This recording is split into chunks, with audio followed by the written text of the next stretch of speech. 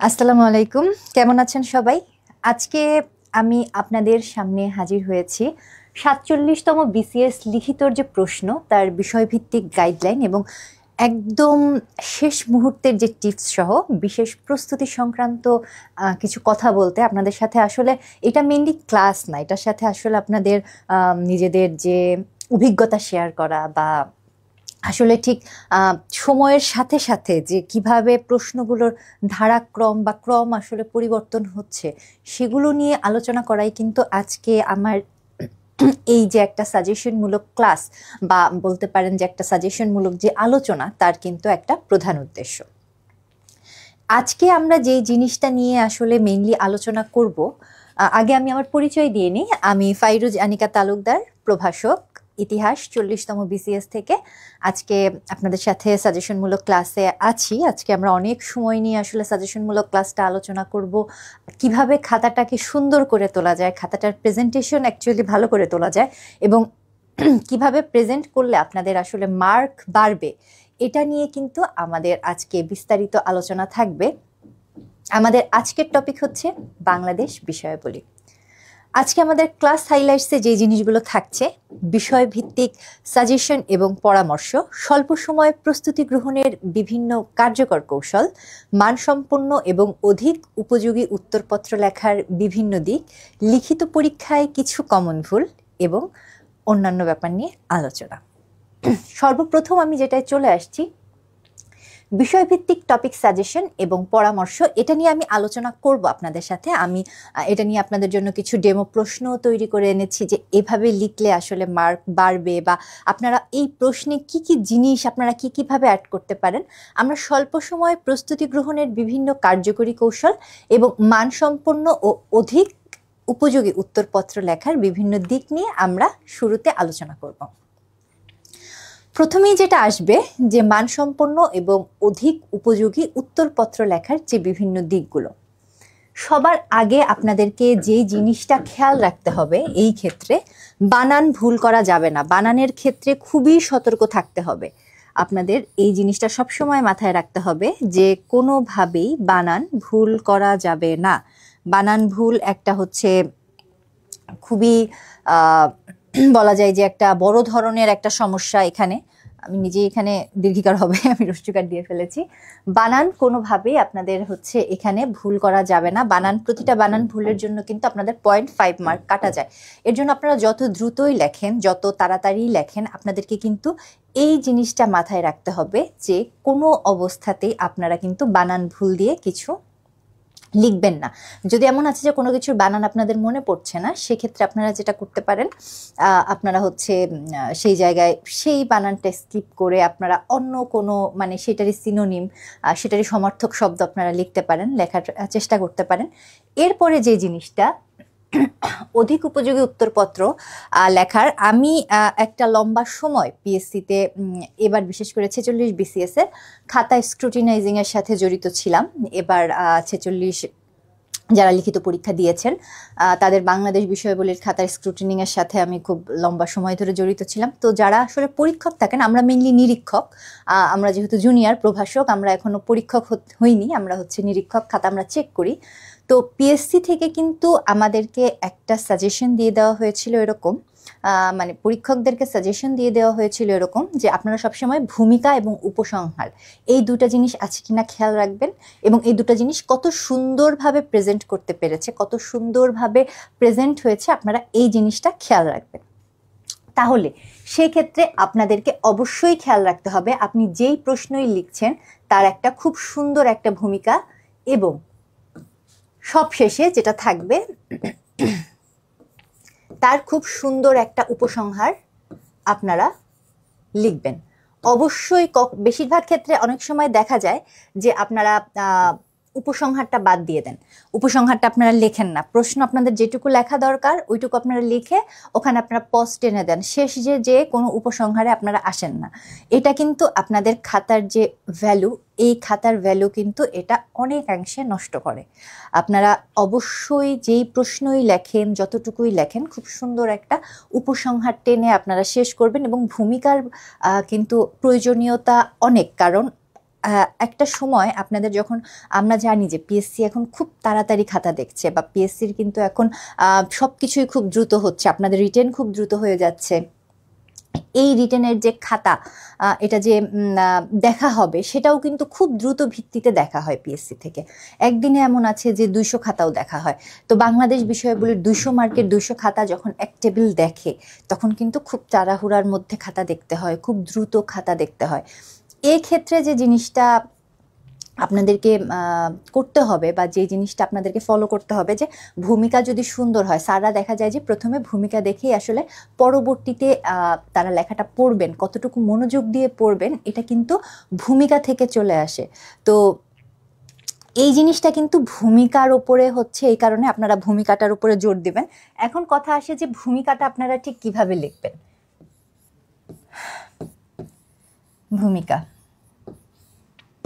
ভূমিকা লেখবার ক্ষেত্রে আপনারা শুরু করতে পারেন কোটেশন দিয়ে।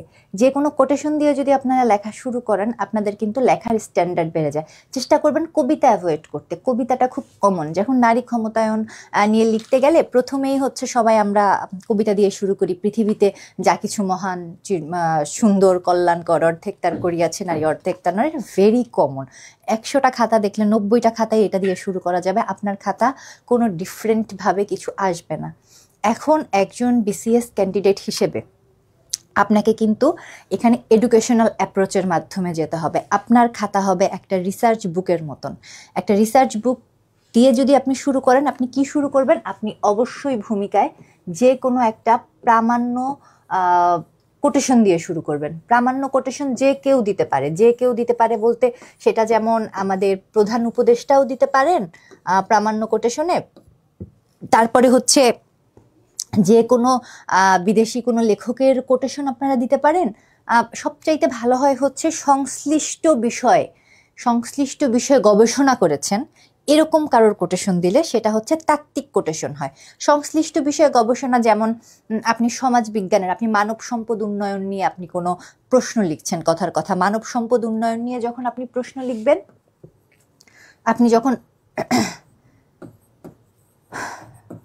মানব সম্পদ উন্নয়ন নিয়ে প্রশ্ন লিখবেন, আপনি চেষ্টা করবেন জাতিসংঘের কোনো কোটেশন দিয়ে এখানে শুরু করতে। আপনি কিন্তু এখানে জাতিসংঘ, যেহেতু মানব সম্পদ উন্নয়নের সাথে সরাসরি জাতিসংঘ রিলেটেড, আপনি জাতিসংঘের কোনো কোটেশন দিয়ে বা জাতিসংঘ মানব সম্পদ উন্নয়ন নিয়ে জাতিসংঘ কি বলেছে, আপনি কিন্তু এটা নিয়ে আপনি হচ্ছে শুরু করতে পারেন। চেষ্টা করবেন যে বানানো কোটেশন অ্যাভয়েড করতে। এবং আরেকটা জিনিস যেটা চেষ্টা করবেন, হাইলি যেটা বলা যায়, যে বললাম শুরুতে আমি, যেটা কবিতা অ্যাভয়েড করতে।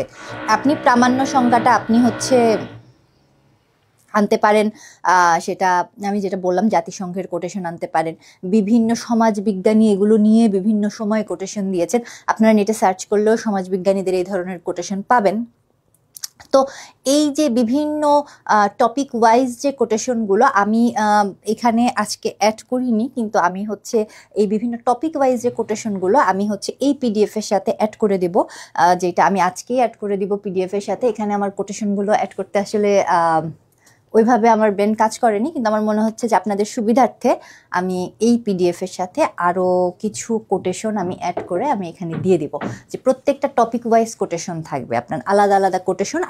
আপনার খুব বেশি কোটেশন পড়তে হবে না ভূমিকার জন্য। আপনি প্রত্যেকটা টপিক বেসড, যেমন মানব সম্পদ উন্নয়ন নিয়ে আপনি 2টা কোটেশন পড়া থাকলো, নারী ক্ষমতায়ন নিয়ে আপনার 2টা কোটেশন পড়া থাকলো, তারপরে হচ্ছে ডেমোগ্রাফিক ডিভিডেন্ড নিয়ে আপনার 2টা কোটেশন পড়া থাকলো।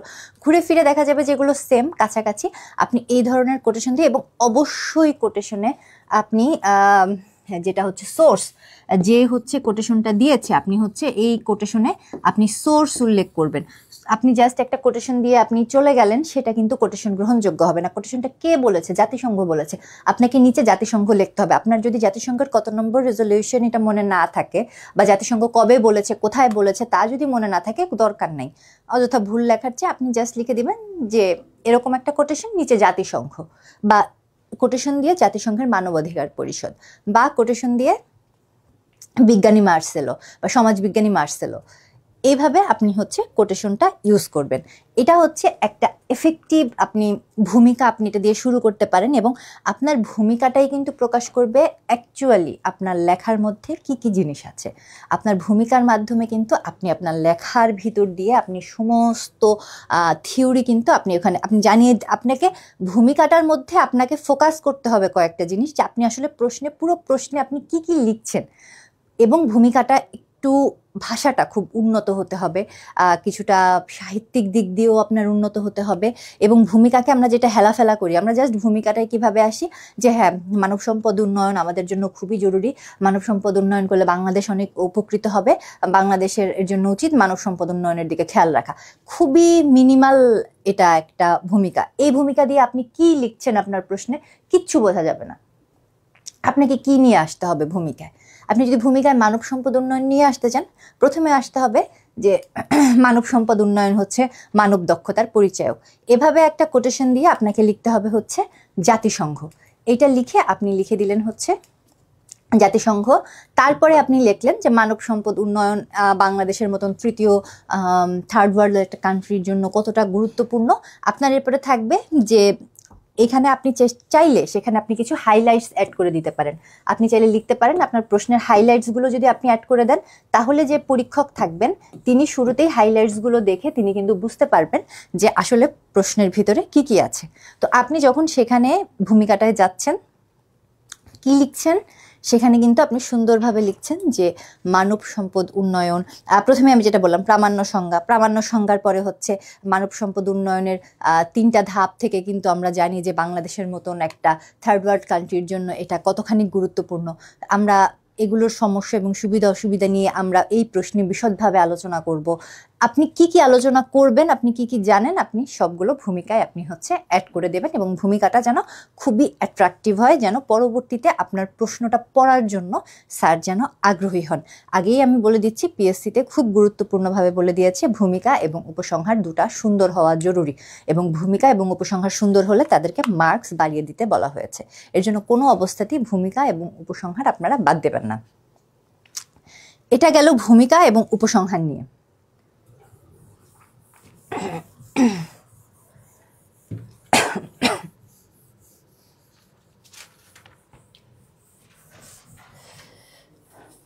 এরপরে যেটা নিয়ে আলোচনা করব সেটা হচ্ছে ম্যাপ। আপনাদের প্রায় বাংলাদেশ বিষয়াবলীর বেশিরভাগ প্রশ্নেই ম্যাপ আঁকতে হবে। ম্যাপ আঁকার জন্য আপনাদের কিছু তথ্য এখানে জরুরি থাকা, এই ম্যাপটা আঁকার জন্য। ম্যাপ আপনাদেরকে বাংলাদেশ বিষয়াবলীর জন্য অবশ্যই বাংলাদেশের ম্যাপ আঁকা প্র্যাকটিস করতে হবে। বাংলাদেশের ম্যাপ খুব দ্রুত হাতে আঁকার প্র্যাকটিস করতে হবে, তবে সেটা যেন বাংলাদেশের ম্যাপই লাগে। অনেক সময় আছে যে উল্টাপাল্টাভাবে যদি আপনারা ম্যাপ আঁকেন সেক্ষেত্রে দেখা যাবে যে সেটা মার্কস হচ্ছে আরো কমিয়ে দেয়। অনেক সময় আছে যে সরাসরি যে বাংলাদেশের ম্যাপ কোনোভাবেই লাগে না, কিন্তু আপনারা চেষ্টা করবেন অল্প সময়ের মধ্যে যেটুকু তাড়াতাড়ি করা যায় তার মধ্যে বাংলাদেশের ম্যাপটা একটু ভালো করে আঁকার জন্য। ম্যাপ আঁকার ক্ষেত্রে আপনাদের কিছু থিওরি।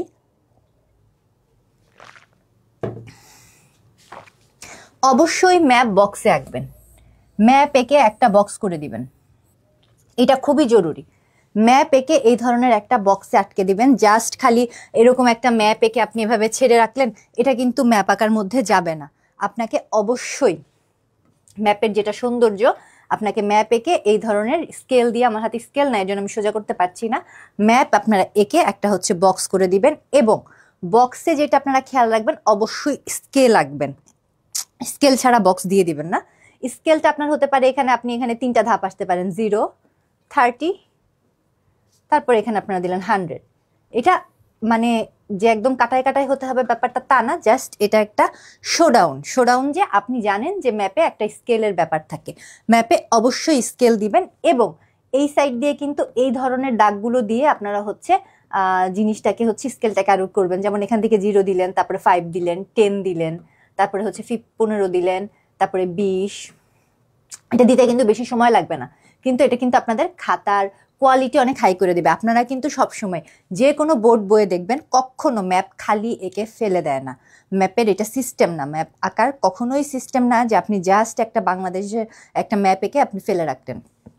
অবশ্যই ম্যাপে এই ধরনের একটা বক্স করে রাখতে হবে এখানে একটা আপনাদের হচ্ছে স্কেল দিতে হবে, স্কেল আপনাদেরকে ফোকাস করতে হবে এবং এই পাশ দিয়ে হচ্ছে এভাবে দাগ দিয়ে আপনাদেরকে স্কেল আঁকতে হবে। এরপরে যেটা, ম্যাপে উত্তর দিক দেখাতে হবে। ম্যাপে সবসময় আপনাদেরকে উত্তর দিক দেখাতে হবে। আপনারা ম্যাপে উত্তর দিক লিখে আপনারা জাস্ট এরকম একটা তীর চিহ্ন দিয়ে আপনারা ম্যাপে উত্তর দিকটা দেখিয়ে দেবেন। এরপরে যে জিনিসটা থাকবে এখানে, যে ম্যাপ তো আপনারা আঁকলেন, এই সাইডে আপনাদেরকে ভারত, ভারত, এই সাইডেও ভারত দেখিয়ে, এই সাইডে বঙ্গোপসাগর দেখিয়ে শেষ করতে হবে, মাঝখানে বাংলাদেশের ম্যাপ থাকবে। তো এই জিনিসগুলো ফোকাস করে আপনাদের ম্যাপ আঁকতে হবে। জাস্ট ম্যাপ আমার মন চাইলো আর আমি ইচ্ছা মতন ম্যাপ আমি যেভাবে ইচ্ছা এঁকে দিলাম, এটা কিন্তু আপনার খাতার কোয়ালিটি ডাউন করবে। তাহলে আমি ম্যাপের ক্ষেত্রে কিন্তু আপনাদেরকে কয়েকটা জিনিস আমি ম্যাপের ক্ষেত্রে আপনাদেরকে ফোকাস করলাম। ফার্স্ট অফ অল বক্স আঁকতে হবে। সেকেন্ড অফ অল আপনাদেরকে কিন্তু অবশ্যই ম্যাপে স্কেল দিতে হবে, উত্তর দিক দেখাতে হবে, যে চারপাশে যে ভারত বা হচ্ছে অন্যান্য যে সাইটগুলো আছে সেগুলো দেখাতে হবে। তারপরে মধ্যে ম্যাপ আঁকবেন এবং ম্যাপে আপনি আসলে কি ফোকাস করতে চাচ্ছেন সেটাকে কিন্তু আলাদাভাবে ফোকাস করে দিবেন। লাইক ম্যাপে সুন্দরবন ফোকাস করতে চাইলে সুন্দরবন ফোকাস করে দিবেন, সি লেভেল রাইজ ফোকাস করতে চাইলে সি লেভেল রাইজ ফোকাস করে দিবেন, বাংলাদেশের বনজ সম্পদ দেখাতে চাইলে বিভিন্ন জায়গায় বনজ সম্পদগুলো মার্ক করে দেবেন, কোথায় কোথায় বনজ সম্পদ বেশি। বা বাংলাদেশের যদি আপনারা হচ্ছে ভূপ্রাকৃতিক বৈশিষ্ট্য নিয়ে দেখাতে চান তাহলে কিন্তু সেই ভূপ্রাকৃতিক বৈশিষ্ট্যগুলোকেও আপনারা হচ্ছে ফোকাস করে দিবেন। এবং আপনাদেরকে কিন্তু বাংলাদেশ বিষয়গুলোর জন্য মেইনলি ম্যাপ আঁকতে হবে দুইটা। একটা হচ্ছে বাংলাদেশ, বাংলাদেশকে কেন্দ্র করে যতগুলো ম্যাপ আছে সেগুলো কি কি ক্ষেত্রে হতে পারে, বনজ সম্পদের ক্ষেত্রে হতে পারে, প্রাকৃতিক সম্পদের ক্ষেত্রে হতে পারে, খনিজ সম্পদ, বাংলাদেশের ভূপ্রাকৃতিক বৈশিষ্ট্যের জন্য হতে পারে। আরেকটা যেটা আপনারা ম্যাপ আপনারা অবশ্যই প্র্যাকটিস করবেন, যেটা খাতার সৌন্দর্য অনেক বাড়িয়ে দেবে, সেটা হচ্ছে দক্ষিণ পূর্ব এশিয়ায় বাংলাদেশের অবস্থান।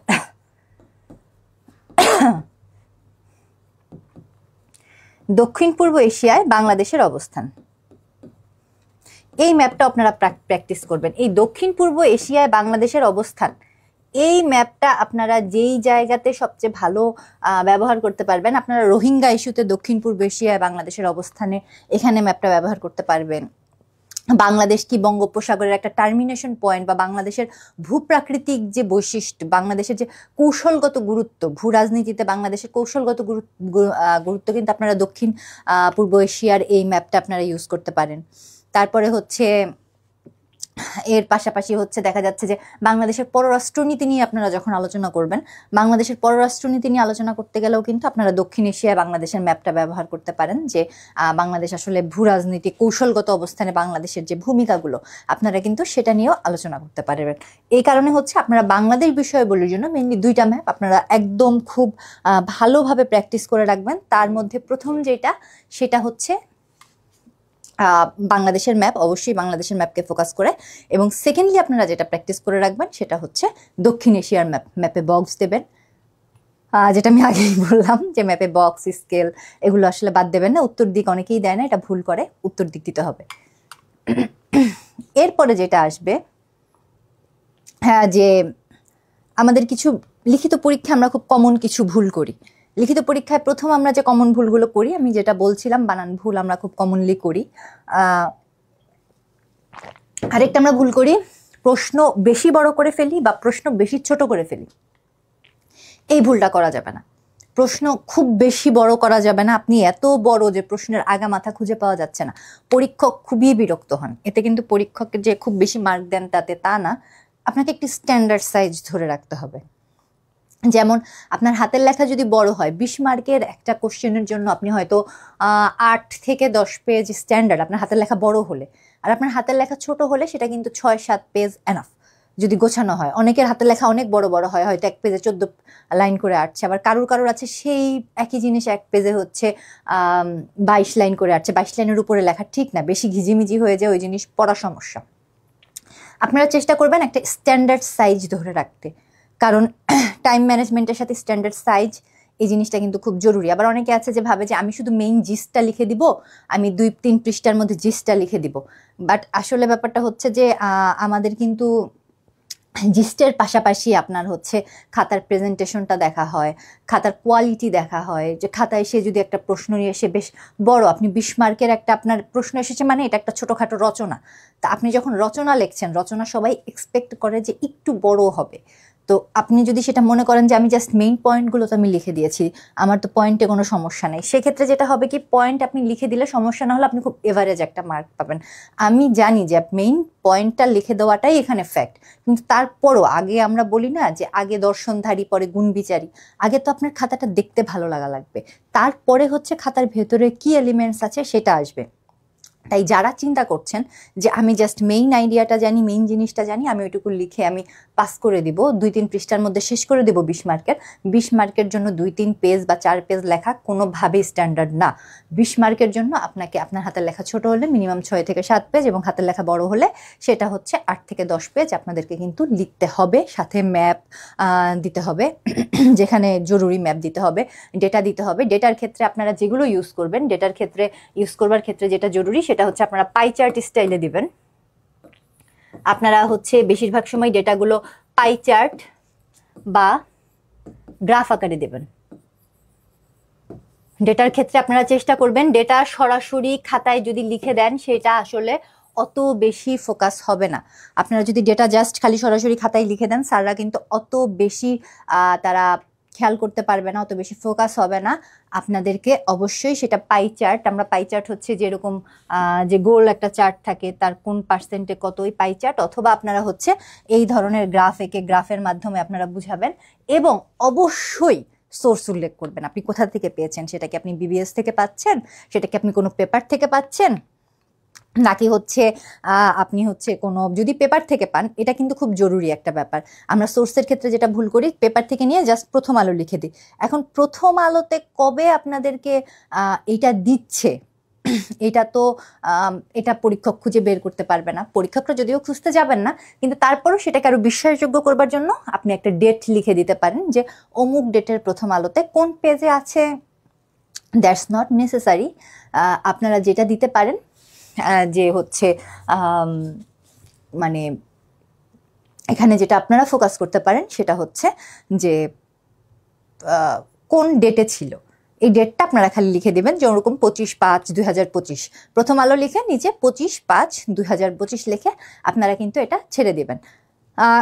এটা পেপারের কোটেশন বা পেপারেও কিন্তু অনেক সময় খুব ভালো ভালো হচ্ছে আপনার চার্ট দেওয়া থাকে, ওই চার্টগুলো যদি আপনারা ইউজ করেন অবশ্যই পেপারের নাম এবং ডেট আপনারা উল্লেখ করবেন, এবং যদি কোনো বই থেকে কোটেশন উল্লেখ করেন সেটাও কিন্তু আপনারা বলে দিবেন। আবার অনেক সময় আছে যে আমরা প্রধান উপদেষ্টা বা হচ্ছে পরিবেশ উপদেষ্টা এদের কোটেশন ইউজ করি, তো তারা কবে বলেছেন এক্স্যাক্টলি ডেটও যদি আপনার মনে না থাকে, মানে কোন প্রোগ্রামে বলেছেন যদি সেটা উল্লেখ করে দিতে পারেন তাহলে ভালো হয়। যেমন প্রধান উপদেষ্টা তার জাতিসংঘের ভাষণে বলেছেন, এটা হলে কিন্তু আপনার একটা সোর্স হয়ে গেল। সোর্স ছাড়া কোটেশন দিবেন না, সোর্স ছাড়া কোনো অবস্থাতেই আপনারা হচ্ছে কোনো চার্ট দিবেন না, এটা কিন্তু আপনাদের খাতাকে আরো খারাপ করে দেয়, কারণ তখন পরীক্ষক মনে করে যে এ তো কোনো সোর্স দিতে পারে নাই, তার মানে হচ্ছে এ হয়তো বানিয়ে লিখেছে। এটা আপনি যদি সঠিকও লেখেন তাহলেও কিন্তু পরীক্ষকের মাথার মধ্যে এই চিন্তাটা আসতে পারে যে আপনারা হচ্ছে এটা বানিয়ে লিখেছেন, এটা আপনাদের খাতার মার্কস কমিয়ে দেবে। অবশ্যই সোর্স উল্লেখ করবেন। এক্ষেত্রে একটা ছোট্ট টিপস, যে যদি আপনার সোর্স ইনকেস মনে না থাকে,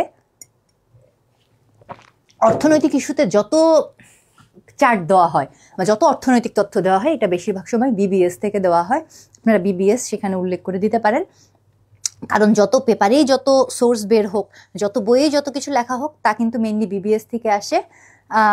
আপনারা হচ্ছে সেই জায়গা থেকে আপনারা কিন্তু যদি কোনো কারণে সোর্স আপনাদের মনে না পড়ে, আপনারা জাস্ট সেখানে বিবিএস লিখে আপনারা জাস্ট সোর্সের জায়গায় ওই জায়গাটা আপনারা মার্ক করে দিতে পারবেন।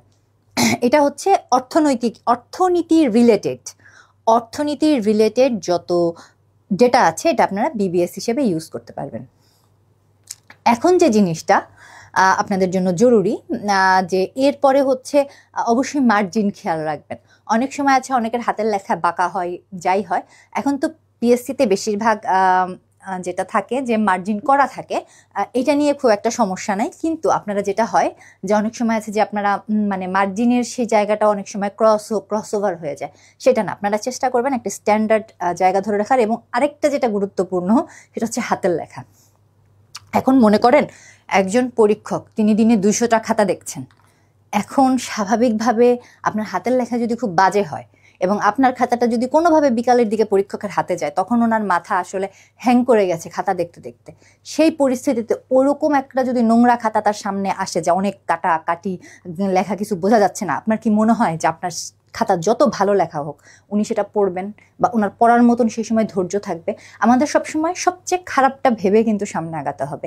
এই কারণে যাদের হাতের লেখা খারাপ তারা এই অল্প সময়ের মধ্যে প্রচুর লেখেন। খুব ভালো হওয়া লাগবে না, মুক্তার মতন হাতের লেখা হবার কোনো দরকার নাই, কিন্তু অ্যাটলিস্ট যেন একটা মানুষ একবার চোখ বুলালে যেন ক্লিয়ার হতে পারে। এবং যাদের হাতের লেখা ভালো, আলহামদুলিল্লাহ, তারা অলরেডি, যাদের হাতের লেখা খারাপ তাদের চেয়ে 2, 3, 4 মার্ক বেশি ক্যারি করে। বিসিএস এ 2, 3, 4 মার্ক ম্যাটার করে। মানে এই ধরনের খাতা পরীক্ষকদের যখন সামনে আসে তাদের পড়তে সুবিধা হয়, যেহেতু অনেক খাতা তাদের সামনে আসে, তাদের পড়তে কিন্তু সুবিধা হয়।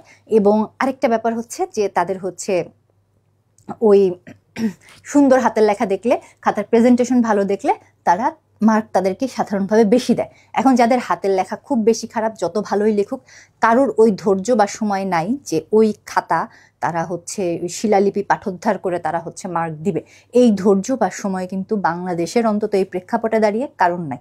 এই কারণে আপনি নিজেই চিন্তা করেন যে আপনি যে খাতাটা আমাদের সামনে দিচ্ছেন, আমার নিজের হাতের লেখাও খুব খারাপ। এই কারণে কিন্তু বিসিএস এ আমিও মনে হয় যে আমার কিছু আমি সমস্যায় পড়েছি। তারপরও আমি একটা সার্টেন টাইম যে চেষ্টা করেছি যে আমার হাতের লেখা যত খারাপ হোক এটা যেন বড় বড় হয়, একটু ফাঁকা ফাঁকা করে লিখি, যেন পরীক্ষক দেখলে বুঝতে পারে যে কি লিখেছে। খুব সুন্দর মুক্তার মতন হাতের লেখা হবে না, অ্যাটলিস্ট যেন পরীক্ষকের এটা মাথায় ক্যাচ করে যে এই মেয়েটা কি লিখেছে বা এই ছেলেটা কি লিখেছে, ওর লেখাটা অ্যাটলিস্ট পড়া যাচ্ছে।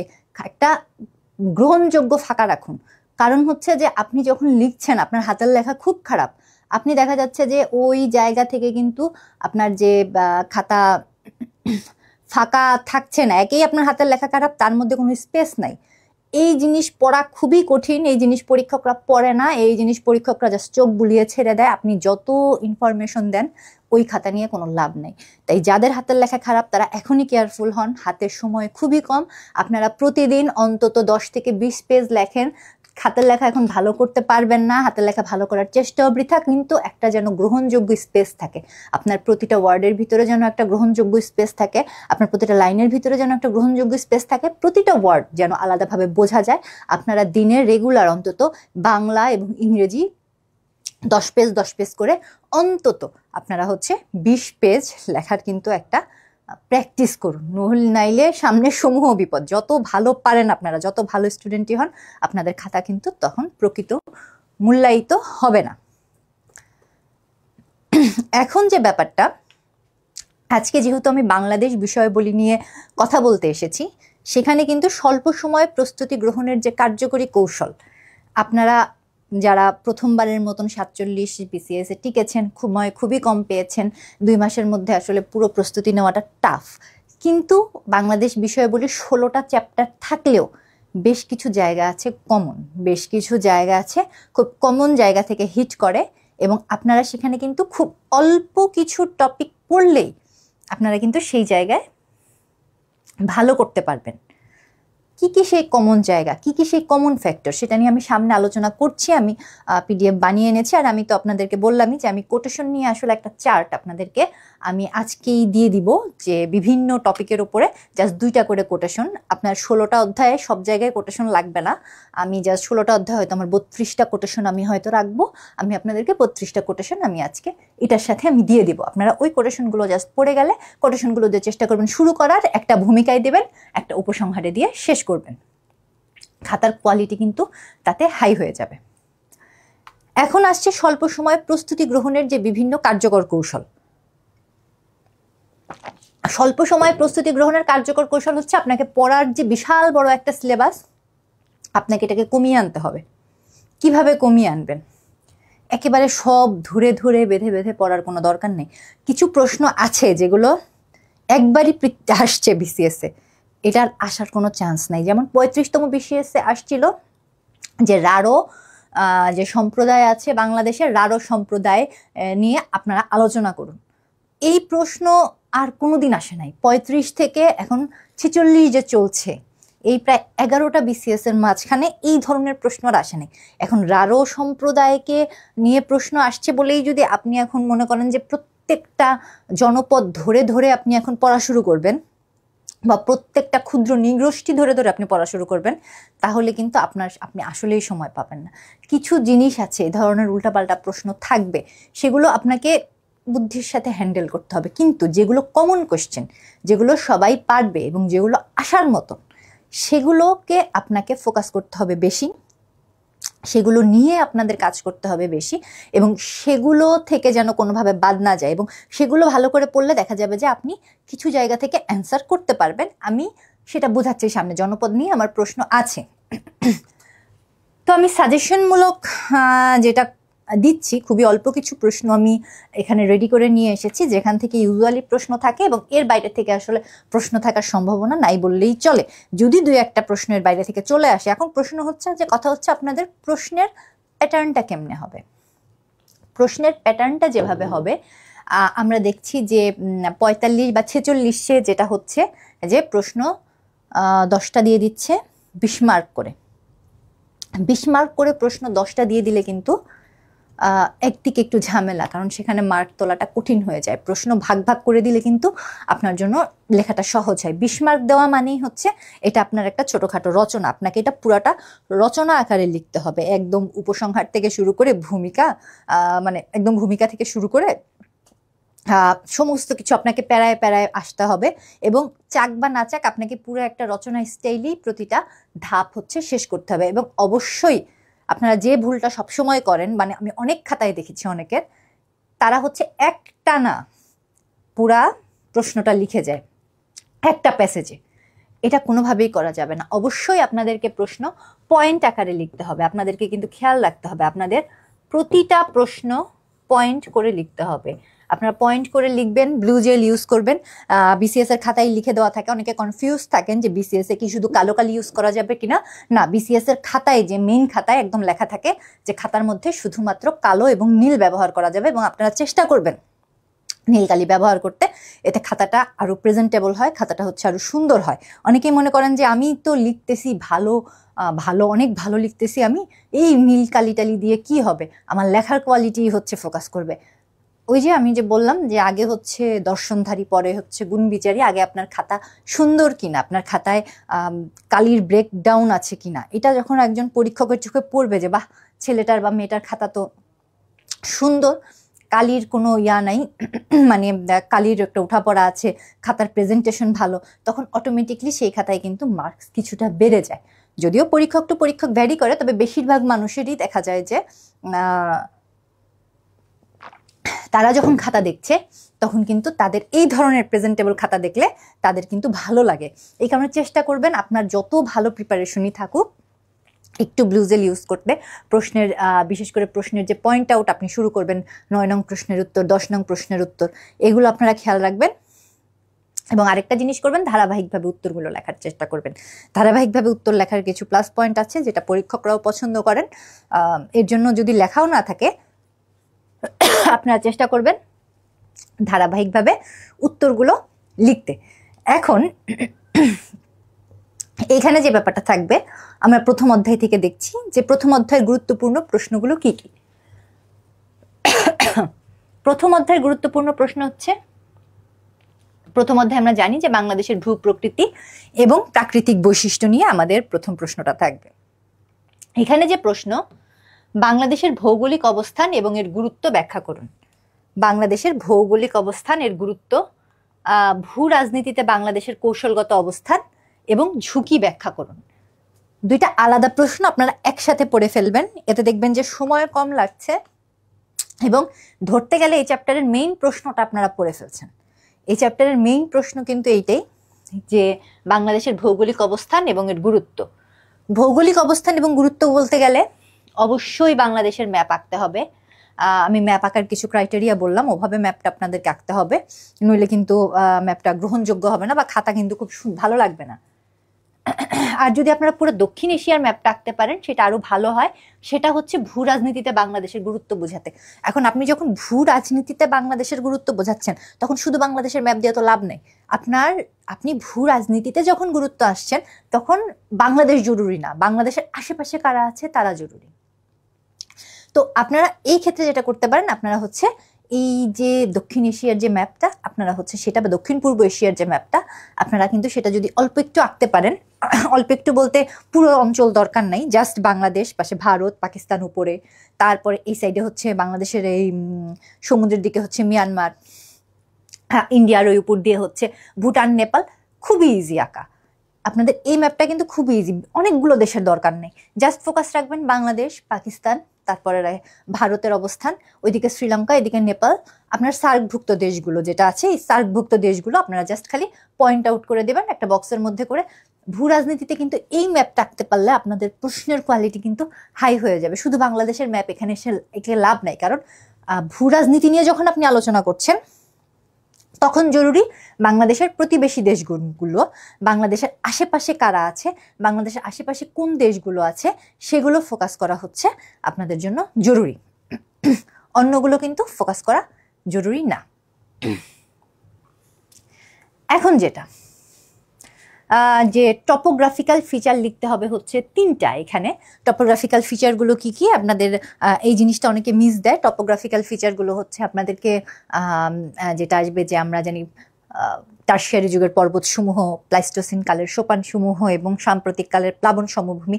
এখানে শুধু বাংলাদেশের ম্যাপ দিলেই চলবে এবং আপনারা দেখিয়ে দেবেন যে কোথায় হচ্ছে টারশিয়ারির পাহাড় আছে, প্লাইস্টোসিন যুগের সোপান আছে, তারপরে হচ্ছে সাম্প্রতিক কালের প্লাবন সমভূমি, বাকি অংশ পুরোটাই।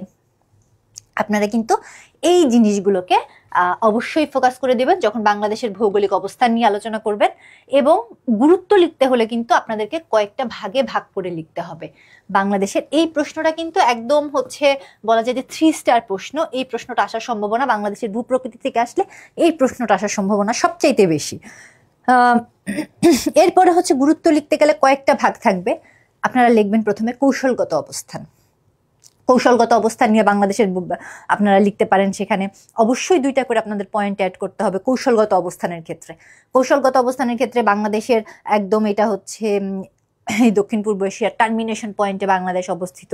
একদিকে বঙ্গোপসাগর, বাংলাদেশ এই বঙ্গোপসাগরের উপরে নজরদারি রাখতে পারে এবং বাংলাদেশকে হাতে রাখতে পারলে অন্য কোনো দেশই বঙ্গোপসাগরে সুবিধা পাবে। এগুলো যেমন হচ্ছে কৌশলগত অবস্থান। এরপরে ভূ রাজনৈতিকগত অবস্থানের গুরুত্ব। ভূ রাজনৈতিকগত অবস্থানের ক্ষেত্রে যদি আপনারা চিন্তা করেন সেক্ষেত্রে কি আসতেছে, সেক্ষেত্রে আসতেছে কেন চীন বাংলাদেশের প্রতি ইন্টারেস্টেড, কেন আমেরিকা বাংলাদেশের প্রতি ইন্টারেস্টেড, কেন ইন্ডিয়া বাংলাদেশকে হাতে রাখতে চায়। এগুলো হচ্ছে ভূ রাজনৈতিক, বাংলাদেশের ভূ রাজনৈতিকগত অবস্থানের জন্য কিন্তু এই পয়েন্টগুলো আপনারা এগুলো প্রত্যেকটা পয়েন্ট আকারে লিখে দেবেন যে আমেরিকার আগ্রহের কারণ, ভারতের আগ্রহের কারণ, চীনের আগ্রহের কারণ। এগুলো কিন্তু আপনারা অবশ্যই এই পয়েন্টগুলো লিখে দিবেন। এখানে আমি কিছু পয়েন্ট আপনাদের এনেছি, আপনারা চাইলে আরো পয়েন্ট অ্যাড করতে পারেন। প্রথমে গেল কৌশলগত অবস্থান, বাংলাদেশ দক্ষিণ পূর্ব এশিয়ার কোথায় অবস্থিত, কৌশলগত অবস্থান আপনারা দেখিয়ে দিলেন। ভূ রাজনৈতিকগত গুরুত্ব, এটা হচ্ছে যে এই অঞ্চলকে নিয়ে যে পৃথিবীর বিভিন্ন দেশ বাংলাদেশকে নিয়ে কেন এত ইন্টারেস্টেড, বা বাংলাদেশকে কেন চীন তাদের ওয়ান বেল্ট ওয়ান রোড প্রজেক্টে অ্যাড করতে চায়, কেন আমেরিকা বাংলাদেশকে নিয়ে ইন্টারেস্টেড, এখানে ভূ রাজনৈতিকগত গুরুত্ব দিয়ে দেবেন। অর্থনৈতিক গুরুত্ব, অর্থনৈতিক গুরুত্বের ক্ষেত্রে কিন্তু আপনারা হেল্প পাবেন হচ্ছে যে সুনীল অর্থনীতি, যেটা সেখান থেকে যে বাংলাদেশের কিন্তু এই বাংলাদেশের অবস্থানের কারণে কিন্তু বাংলাদেশ বেশ কিছু অর্থনৈতিকভাবে সুবিধা পায়। বাংলাদেশ অর্থনৈতিকভাবে সুবিধা পায়, বাংলাদেশ খুব সহজে মালপত্র আমদানি এবং রপ্তানি করতে পারে। তারপরে হচ্ছে বাংলাদেশ কিন্তু এই সমুদ্রের যে সম্পদগুলো আছে সেগুলোকে ব্যবহার করতে পারে। এরপর বাংলাদেশের এই অবস্থানে থাকবার কারণে আপনারা বলতে পারেন ওদিকে হিমালয় পর্বত থেকে মেঘ বাধা পেয়ে বাংলাদেশের উপর প্রচুর বৃষ্টিপাত ঘটায়, আমাদের প্রচুর ফসল উৎপন্ন হয়। যদিও আমরা এখন পর্যন্ত মানে পুরোপুরি বিজ্ঞান ভিত্তিক কৃষি নির্ভর অর্থনীতি পাই নাই, তারপরও কিন্তু দেখা যাচ্ছে যে আমাদের কিন্তু অর্থনৈতিক গুরুত্ব আমাদের দেশে অনেক বেশি। এখান থেকে আপনারা 2টা পয়েন্ট অ্যাড করে দিলেন। এবং সবশেষে যেটা থাকবে প্রাকৃতিক এবং ভূপ্রাকৃতিক গুরুত্ব।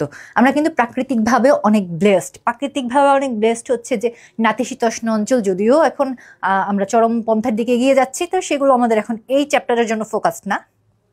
আমরা আমাদের হচ্ছে দেশে প্রচুর পরিমাণে ফসল উৎপন্ন হয়, আমরা প্রচুর পরিমাণে আমরা মাছ পাই দেশে, আমাদের আমরা কিছু কিছু ক্ষেত্রে খাদ্যে স্বয়ংসম্পূর্ণ হবার চেষ্টা করছি। এই সবগুলো কিন্তু আপনাদের এইখানে কিন্তু কয়েকটা ভাগ থাকতে হবে। এই গুরুত্ব লেখার কিন্তু আপনারা জাস্ট আমরা যে ভুলটা করি প্রধান যে গুরুত্ব লিখে পয়েন্ট 1 2 3 4 5 করে দিয়ে দিই না। গুরুত্ব যখন আপনি লিখবেন এই গুরুত্বগুলোর ক্ষেত্রে আপনাকে এই ধরনের ওয়ার্ড ইউজ করতে হবে। এই ধরনের ওয়ার্ড ইউজ করলে কিন্তু খাতার কোয়ালিটি হাই হয়ে যাবে। প্রথমে কৌশলগত অবস্থান লিখে আপনি 2টা পয়েন্ট দিলেন, ভূরাজনৈতিকগত গুরুত্ব লিখে 2টা পয়েন্ট দিলেন, অর্থনৈতিক গুরুত্ব লিখে 2টা পয়েন্ট দিলেন, প্রাকৃতিক ভূপ্রাকৃতিক গুরুত্ব লিখে আপনারা হচ্ছে 2টা করে পয়েন্ট অ্যাড করবেন। কৌশলগত অবস্থানের ক্ষেত্রে আমি জাস্ট এখানে উদাহরণ দিয়েছি, আপনারা এটাকে আরো, এখন যেহেতু এটা আসলে কমপ্লিট ফুল ক্লাস না, আমি আপনাদের প্রথম চ্যাপ্টারের উপরে ফুল ক্লাস নিচ্ছি না, জাস্ট আমি আপনাদেরকে হিন্টস দিয়ে দিচ্ছি যে কিভাবে লিখলে আপনাদের খাতাটা কোয়ালিটিফুল হবে, ভালো লাগবে। যেমন আপনারা কৌশলগত অবস্থান, আপনারা যদি কৌশলগত অবস্থান নিয়ে লিখতে যান 2টা পয়েন্ট কি কি আছে। ভারত মিয়ানমার বঙ্গোপসাগরের মধ্যে অবস্থিত হয়, বাংলাদেশ দক্ষিণ এশিয়া এবং দক্ষিণ পূর্ব এশিয়ার মধ্যে একটি গুরুত্বপূর্ণ সংযোগস্থলে পরিণত হয়েছে। এটা কিন্তু আপনারা জাস্ট একটা পয়েন্ট আউট করে লিখে দেবেন কৌশলগত অবস্থানের মধ্যে। এবং আরেকটা জিনিস লিখবেন যে এই অবস্থান কৌশলগতভাবে গুরুত্বপূর্ণ করে তুলেছে, বৃহত্তর ইন্দো প্যাসিফিক অঞ্চলে কিন্তু বাংলাদেশের গুরুত্ব বাড়িয়েছে। 2টা পয়েন্ট কিন্তু হয়ে গেল। একটা পয়েন্ট হচ্ছে এই যে, আরেকটা পয়েন্ট হচ্ছে এই যে। কৌশলগত গুরুত্ব লিখে আপনারা হচ্ছে এই ধরনের 2টা পয়েন্ট লিখবেন। এরপরে যেমন ভূ রাজনৈতিক কেন্দ্র বলে আপনারা কি ধরনের পয়েন্ট লিখবেন। ভূ রাজনৈতিক কেন্দ্র বলে হচ্ছে দক্ষিণ এশিয়া ও দক্ষিণ পূর্ব এশিয়ার মধ্যে সংযোগ সেতু হিসেবে কাজ করে। একই জিনিস এখানে চলে আসে যে ইন্দো প্যাসিফিক কৌশল বাস্তবায়নে যুক্তরাষ্ট্র, ভারত, জাপান এবং অস্ট্রেলিয়ার জন্য এটি হচ্ছে গুরুত্বপূর্ণ। একটা হচ্ছে ভূ রাজনৈতিক কেন্দ্র, ভূ রাজনৈতিক কেন্দ্রে আপনি হচ্ছে কিছু দেশের নাম উল্লেখ করবেন, রাজনীতির সাথে জড়িত, ভূ রাজনীতির সাথে জড়িত কিছু দেশের নাম উল্লেখ করবেন।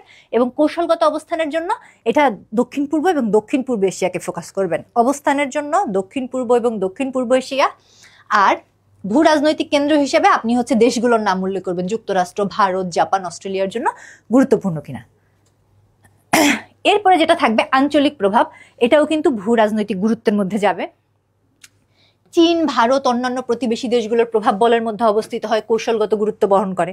অর্থনৈতিক সুযোগ, বাংলাদেশ একটা অর্থনৈতিক করিডোর হিসেবে কাজ করে এবং বাণিজ্যের সুযোগ তৈরি হয়। এরপরে আপনাদের যেটা থাকবে উল্লেখ করতে হবে প্রশ্নে ঝুঁকি। ঝুঁকি প্রশ্নে থাকুক বা না থাকুক আপনারা খুব সংক্ষিপ্ত আকারে কিন্তু ঝুঁকিটা উল্লেখ করে দেবেন। প্রশ্নে উল্লেখ থাকুক বা না থাকুক, এটা হচ্ছে আপনাদের খাতার কোয়ালিটি হাই করবে। ঝুঁকিগুলো হচ্ছে যে পরাশক্তিগুলোর মধ্যে প্রভাব বিস্তারের প্রতিযোগিতা, যা বাংলাদেশের জন্য অভ্যন্তরীণ এবং বাহ্যিক ঝুঁকি তৈরি করে। এটা কিন্তু আপনাদের মাথায় রাখতে হবে যে ঝুঁকিগুলো আপনারা খুব সংক্ষেপে লিখে দিবেন।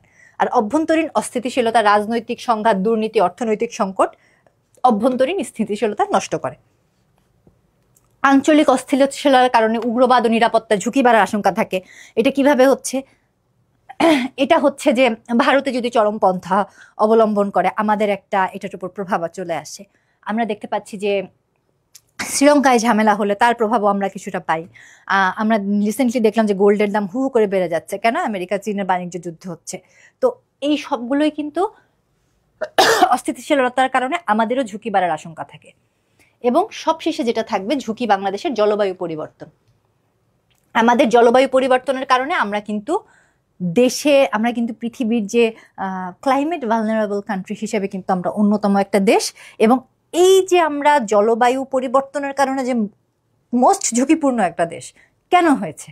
কারণ বাংলাদেশের ভৌগোলিক অবস্থানের কারণে। তাহলে এটাও আপনাদের পয়েন্ট হিসেবে আসবে যে বাংলাদেশের এই ভৌগোলিক অবস্থানগত কারণে বাংলাদেশ কি কি ঝুঁকির মধ্যে আছে। তার মধ্যে যেমন বাহ্যিক নিরাপত্তাহীনতা, অভ্যন্তরীণ নিরাপত্তাহীনতা, চরমপন্থাও আসবে, তেমনি কিন্তু ক্লাইমেট চেঞ্জের ব্যাপারটাও আসবে। কারণ আমরা যে এই ধরনের একটা ঝামেলায় পড়েছি ক্লাইমেট চেঞ্জ নিয়ে, এটাও কিন্তু আমাদের হচ্ছে এই জলবায়ু পরিবর্তনের কারণেই কিন্তু আমাদের এই অবস্থানগত কারণেই কিন্তু আমরা এই জলবায়ু পরিবর্তন নিয়ে ঝামেলায় পড়েছি। এখন আমি এইটা কিন্তু আপনাদেরকে প্রশ্ন রেডি করে দেইনি, এটা আমি জাস্ট আপনাদেরকে হিন্টস দিয়ে দিয়েছি যে কিভাবে খাতায় প্রশ্নটা আপনাদেরকে প্রেজেন্ট করতে হবে। এখানে আমি ম্যাপ দিইনি। আমি আবারও বলছি, যদি বাংলাদেশের ভূ রাজনৈতিক কৌশলগত গুরুত্ব নিয়ে প্রশ্ন আসে, বাংলাদেশের অবস্থানগত, আপনারা দয়া করে দক্ষিণ পূর্ব এশিয়ার ম্যাপটা আপনারা ইউজ করবেন। সার্কভুক্ত দেশগুলো অন্তত সেখানে আপনারা উল্লেখ করে দিবেন। তাহলে কিন্তু বাংলাদেশ অ্যাকচুয়ালি দক্ষিণ পূর্ব এশিয়া কোন জায়গাটায় অবস্থিত এটা কিন্তু পরীক্ষকের জন্য বোঝা সুবিধা হবে এবং খাতাটা সুন্দর হবে। শুধু বাংলাদেশের ম্যাপ দিয়ে ভূ রাজনৈতিকগত কৌশল বোঝা সহজ না। কিন্তু যদি শুধু প্রশ্নে থাকে যে বাংলাদেশের যেটা ভৌগোলিক অবস্থান আর গুরুত্ব, সেক্ষেত্রে কিন্তু আপনারা শুধু বাংলাদেশের ভৌগোলিক অবস্থান নিয়েও আলোচনা করতে পারেন। তবে এই যে গুরুত্ব যে আছে না, এই গুরুত্বের জন্য আসলে আবার দক্ষিণ পূর্ব এশিয়ার ম্যাপটা লাগে। এর জন্য আপনারা এত না করে যদি ভৌগোলিক অবস্থান নিয়ে শুধু প্রশ্ন থাকে সেক্ষেত্রে শুধু বাংলাদেশের ম্যাপ আঁকেন, কিন্তু যখনই গুরুত্ব চলে আসবে তখনই কিন্তু দক্ষিণ পূর্ব এশিয়ার পুরো ম্যাপটা আপনাদেরকে এই প্রশ্নের জন্য অন্তত দিতে হবে। এরপরে যেটা প্রশ্ন থাকে, বদ্বীপ বলতে কি বোঝায়, পৃথিবীর বৃহত্তম বদ্বীপ কোনটি, বদ্বীপের প্রকারভেদ বর্ণনা করুন। আরেকটা এখানে থাকতে পারে, বাংলাদেশের বৃহত্তম বদ্বীপ কোনটি, সুন্দরবনের বৈশিষ্ট্য এবং অর্থনৈতিক গুরুত্ব আলোচনা করুন। এবং এই দুইটা প্রশ্নের সাথেই লেজ হিসেবে থাকতে পারে, জনবসতি ও সামাজিক বিন্যাসে বদ্বীপের গুরুত্ব আলোচনা করুন। এখানে যে জায়গাটা ঝামেলায় পড়বেন, প্রত্যেকটা অ্যান্সার আপনারা জানেন, বদ্বীপ বলতে কি বোঝায়, পৃথিবীর বৃহত্তম বদ্বীপ কোনটি, বদ্বীপের প্রকারভেদটা বানিয়ে লিখতে পারবেন না। এই কারণে বদ্বীপের প্রকারভেদটা কিন্তু আপনারা অবশ্যই মুখস্থ করে যাবেন। কিছু জায়গা আছে বানিয়ে লেখা যায় না, কিছু জায়গা আছে সরাসরি মুখস্থ করতে হয়। এই মুখস্থ করার মধ্যে একটা অংশ হচ্ছে, এইখানে একমাত্র মুখস্থ করার জায়গা হচ্ছে বদ্বীপের প্রকারভেদ। বাংলাদেশের বৃহত্তম বদ্বীপ আমরা জানি সুন্দরবন। আমরা এখানে যে লিখেছি যে ম্যাপ আঁকতে হবে, এই ম্যাপে আপনারা সুন্দরবন মার্ক করে দিবেন। আপনারা সুন্দরবনের বর্ণনা আসুক বা না আসুক, আপনারা সুন্দরবন কিন্তু বদ্বীপ হিসেবে মার্ক করে দিবেন। যখন থাকবে যে বদ্বীপ বলতে কি বোঝায়, আপনারা চেষ্টা করবেন জাস্ট খালি নিজেরা বানানো সংজ্ঞা না দিয়ে একটা দুইটা প্রামাণ্য সংজ্ঞা অ্যাড করে দিতে। বদ্বীপের প্রামাণ্য সংজ্ঞা আপনারা যেমন এনসাইক্লোপিডিয়া ব্রিটানিকাতে পাবেন, ঠিক তেমনি কিন্তু বাংলাপিডিয়াও একটা বদ্বীপের সংজ্ঞা দেওয়া আছে। আপনারা ওই সংজ্ঞাটা নীলকালি দিয়ে লিখে ব্যবহার করে বাংলাপিডিয়া ব্যবহার করেন, অথবা অক্সফোর্ড ডিকশনারিতে একটা বদ্বীপের সংজ্ঞা দেওয়া আছে, আপনারা যদি সেই কোটেশনটা ইউজ করতে পারেন। তারপরে হচ্ছে পরিবেশ নিয়ে যে সমস্ত চ্যাপ্টার মানে বিভিন্ন অংশ কাজ করে, যেমন হচ্ছে ইউএন এফসিসিতে হচ্ছে একটা আছে সংজ্ঞা দেওয়া আছে, তারপরে হচ্ছে আইপিসিসিতে সংজ্ঞা দেওয়া আছে। আপনারা যে কোনো একটা সংজ্ঞা আপনারা ইউজ করেন, তবে যেই সংজ্ঞা ইউজ করবেন অবশ্যই হচ্ছে আপনারা যেমন আইপিসিসির সংজ্ঞা ইউজ করলে আপনারা নিচে লিখে নেবেন যে আইপিসিসি থেকে বলা হয়েছে বদ্বীপ হচ্ছে এইটা। বা আপনারা যদি সেটা অক্সফোর্ড ডিকশনারি থেকে আপনারা ব্যবহার করেন, আপনারা লিখবেন যে অক্সফোর্ড ডিকশনারিতে বদ্বীপের সংজ্ঞা বলতে যে বলা হয়েছে এইটা। কিন্তু শুধু আপনারা যদি জাস্ট প্যাসেজ করে নিজের মনের মাধুরী মিশিয়ে লিখতে যান, বদ্বীপ হচ্ছে চারপাশ দিয়ে এরকম নদী বয়ে যাবে, মাঝখানে একটু উঁচু অংশ থাকবে, এগুলো আসলে গ্রহণযোগ্য না। আপনার এই পজিশনে এসে রিটেন খাতায় আপনার জাস্ট বানানো একটা সংজ্ঞা গ্রহণযোগ্য না। এখানে আপনারা বদ্বীপের সংজ্ঞা হিসেবে অবশ্যই কোনো প্রামাণ্য সংজ্ঞা আপনারা এখানে ব্যবহার করবেন। সেটা যে কারোর হতে পারে, জাতিসংঘ হতে পারে, পরিবেশ সংক্রান্ত কোনো প্রতিষ্ঠানের হতে পারে, ইভেন এটা হচ্ছে অক্সফোর্ড ডিকশনারিরও হতে পারে। তবে যেটাই হোক নিচে সোর্স উল্লেখ করবেন। এরপরে যেটা বলছিলাম যে ম্যাপে সুন্দরবন মার্ক করতে হবে, সুন্দরবনের বৈশিষ্ট্যগুলো কি কি, আমি এটা জাস্ট আপনাদেরকে বোঝানোর জন্য যে কিভাবে আপনারা এটা লিখবেন। সুন্দরবনের বৈশিষ্ট্য লিখে ঢালা গলাভাবে এক প্যাসেজে লিখে দিবেন তা না, এখানেও পয়েন্ট করবেন। বৃহত্তম ম্যাঙ্গ্রোভ বন লিখবেন, সুন্দরবনের ভৌগোলিক অবস্থান নিয়ে আলোচনা করবেন, জীববৈচিত্র্য, উপকূলীয় সুরক্ষা, এগুলো নিয়ে যেটা করবেন। সুন্দরবনের অর্থনৈতিক গুরুত্বগুলোর মধ্যে হচ্ছে এইভাবে পয়েন্ট আউট করে অর্থনৈতিক গুরুত্বগুলো সম্পর্কে আলোচনা করবেন। বনজ সম্পদ, মৎস্য সম্পদ, মধু ও মোম, পর্যটন, অন্যান্য সম্পদগুলোও কিন্তু সুন্দরবনে আছে। তো এগুলো নিয়ে কিন্তু আরও দেখা যাচ্ছে যে আপনারা আরও যোগ করতে পারেন। এখানে আমি জাস্ট একটা আপনাদেরকে ডেমো হিসেবে আমি কিন্তু এখানে দেখিয়েছি। এরপরে যেটা থাকবে, জনবসতি ও সামাজিক বিন্যাসে বদ্বীপের গুরুত্ব। এখানেও আমি জাস্ট পয়েন্ট আপনাদেরকে ফোকাস করে দিয়েছি, আপনারা এভাবে আলাদা আলাদাভাবে লিখবেন। যেমন উর্বর কৃষিভূমি, অবশ্যই বদ্বীপে উর্বর কৃষিভূমি থাকবে, এটা নিয়ে জাস্ট আপনারা এই পয়েন্ট করে ছেড়ে দিবেন না, এখানে নিয়ে দুইটা তিনটা আপনারা কথা লিখবেন। এরপরে খাদ্য নিরাপত্তা, যখনই কৃষিভূমি উর্বর তখনই কিন্তু আপনাদের খাদ্য নিরাপত্তা বজায় থাকছে। ঐতিহাসিক গুরুত্ব, সবসময় মানুষ নদীর তীরে বসবাস করতে চেয়েছে, নদীকে কেন্দ্র করে মানুষ বসবাস করতে চেয়েছে, ঐতিহাসিক গুরুত্ব লিখে আপনারা আবার কয়েকটা এরকম পয়েন্ট লিখবেন। অর্থনৈতিক ও সামাজিক কেন্দ্র হিসেবে অর্থনৈতিক সমৃদ্ধি থাকে বদ্বীপের অঞ্চলগুলোতে, কর্মসংস্থানের মানুষ অনেক সুযোগ পায়।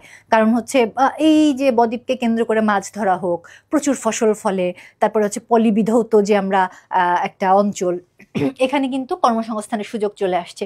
জীববৈচিত্র্য এবং বাস্তুতন্ত্র দেখা যায় এই অঞ্চলে প্রচুর, বাস্তুতান্ত্রিক পরিষেবা পাওয়া যায়, মৎস্য চাষ করা যায়। এবং আমি কিন্তু এখানে লিখে দিয়েছি আরো যোগ করতে হবে। এইগুলো জাস্ট আপনারা এটা দিয়েই এগুলোই যে আপনাদের লিখতে হবে ব্যাপারটা তা না, আমি এটা জাস্ট কিছু পয়েন্ট আপনাদেরকে এখানে অ্যাড করে দিয়েছি। আপনারা এইভাবে পয়েন্ট আউট, এই পয়েন্টগুলো আপনারা কেন্দ্র করে আপনারা কিন্তু প্রশ্নটাকে আপনাদের মতন করে সাজাতে পারেন। এরপরে যে প্রশ্নটা, এটা জরুরি ছিল না, এটা কখনো প্রিভিয়াস বিসিএস এ আসে নাই, কিন্তু সাম্প্রতিক সময় আসলে সেন্ট মার্টিন নিয়ে প্রতিদিনই পেপারে কোনো না কোনো নিউজ থাকছে, তো এই কারণে দেখা যাচ্ছে যে যদি পিএসসি মনে করে যে সাম্প্রতিক সময়ের পেপার কেন্দ্রিক তারা বা সাম্প্রতিক সময়ের আলোচনা কেন্দ্রিক হচ্ছে তারা প্রশ্ন করবে, সেক্ষেত্রে কিন্তু সেন্ট মার্টিনকে নিয়ে প্রশ্ন থাকতে পারে, যেকে প্রবাল দ্বীপ বলা হয়। এবং বাংলাদেশের ভূপ্রাকৃতিতে প্রবাল দ্বীপের গুরুত্ব আলোচনা করো। আবারও এখানে ম্যাপ আঁকতে হবে, শুধু বাংলাদেশের ম্যাপই আঁকতে হবে। গুরুত্বপূর্ণ পয়েন্ট নোট আকারে লিখতে হবে এবং এখানে অবশ্যই লিখতে হবে যে সাম্প্রতিক সময়ে সরকার যে সকল সিদ্ধান্ত নিয়েছে সেগুলো নিয়ে আলোচনা। যেমন একটা সিদ্ধান্ত আছে যে সেন্ট মার্টিন এখন রাত্রি যাপন নিষিদ্ধ, এখানে রেজিস্ট্রেশন করে যেতে হবে, আবার বছরের নির্দিষ্ট সময় রাতে থাকা যাবে। এই আপনাদেরকে কিন্তু যখন সেন্ট মার্টিন নিয়ে আপনাদের প্রশ্ন করছে তখন কিন্তু মনে রাখতে হবে যে সরকার প্রেজেন্ট কন্ডিশন চিন্তা করেই কিন্তু সেন্ট মার্টিন নিয়ে আলোচনা করছে। আপনার কাছে ওভারঅল জানতে চাওয়ার জন্য এটা প্রশ্ন করছে না যে সেন্ট মার্টিন কত, দৈর্ঘ্য কত, প্রস্থ কত। হ্যাঁ, আপনারা প্রশ্নে অবশ্যই লিখবেন। প্রথমে যখন আপনারা সেন্ট মার্টিন দ্বীপকে কেন প্রবাল দ্বীপ বলা হয়, আপনারা ভূমিকায় কিন্তু এটা আনতে পারেন যে এক নজরে সেন্ট মার্টিন। আপনারা এভাবে লিখে দিলেন, এক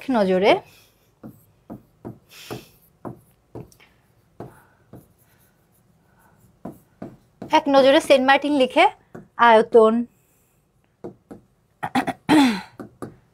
অবস্থান, তারপরে হচ্ছে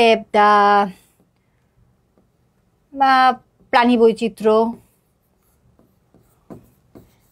জাস্ট আপনারা এভাবে কিছু পয়েন্ট করে এক নজরে সেন্ট মার্টিন লিখে আপনারা এভাবে একটা প্যারা রাখলেন। এক নজরে সেন্ট মার্টিন, আমার হাতের লেখা খারাপ তো যাক, এক নজরে সেন্ট মার্টিন লিখে আপনারা হচ্ছে এই ধরনের একটা প্যারা রাখবেন।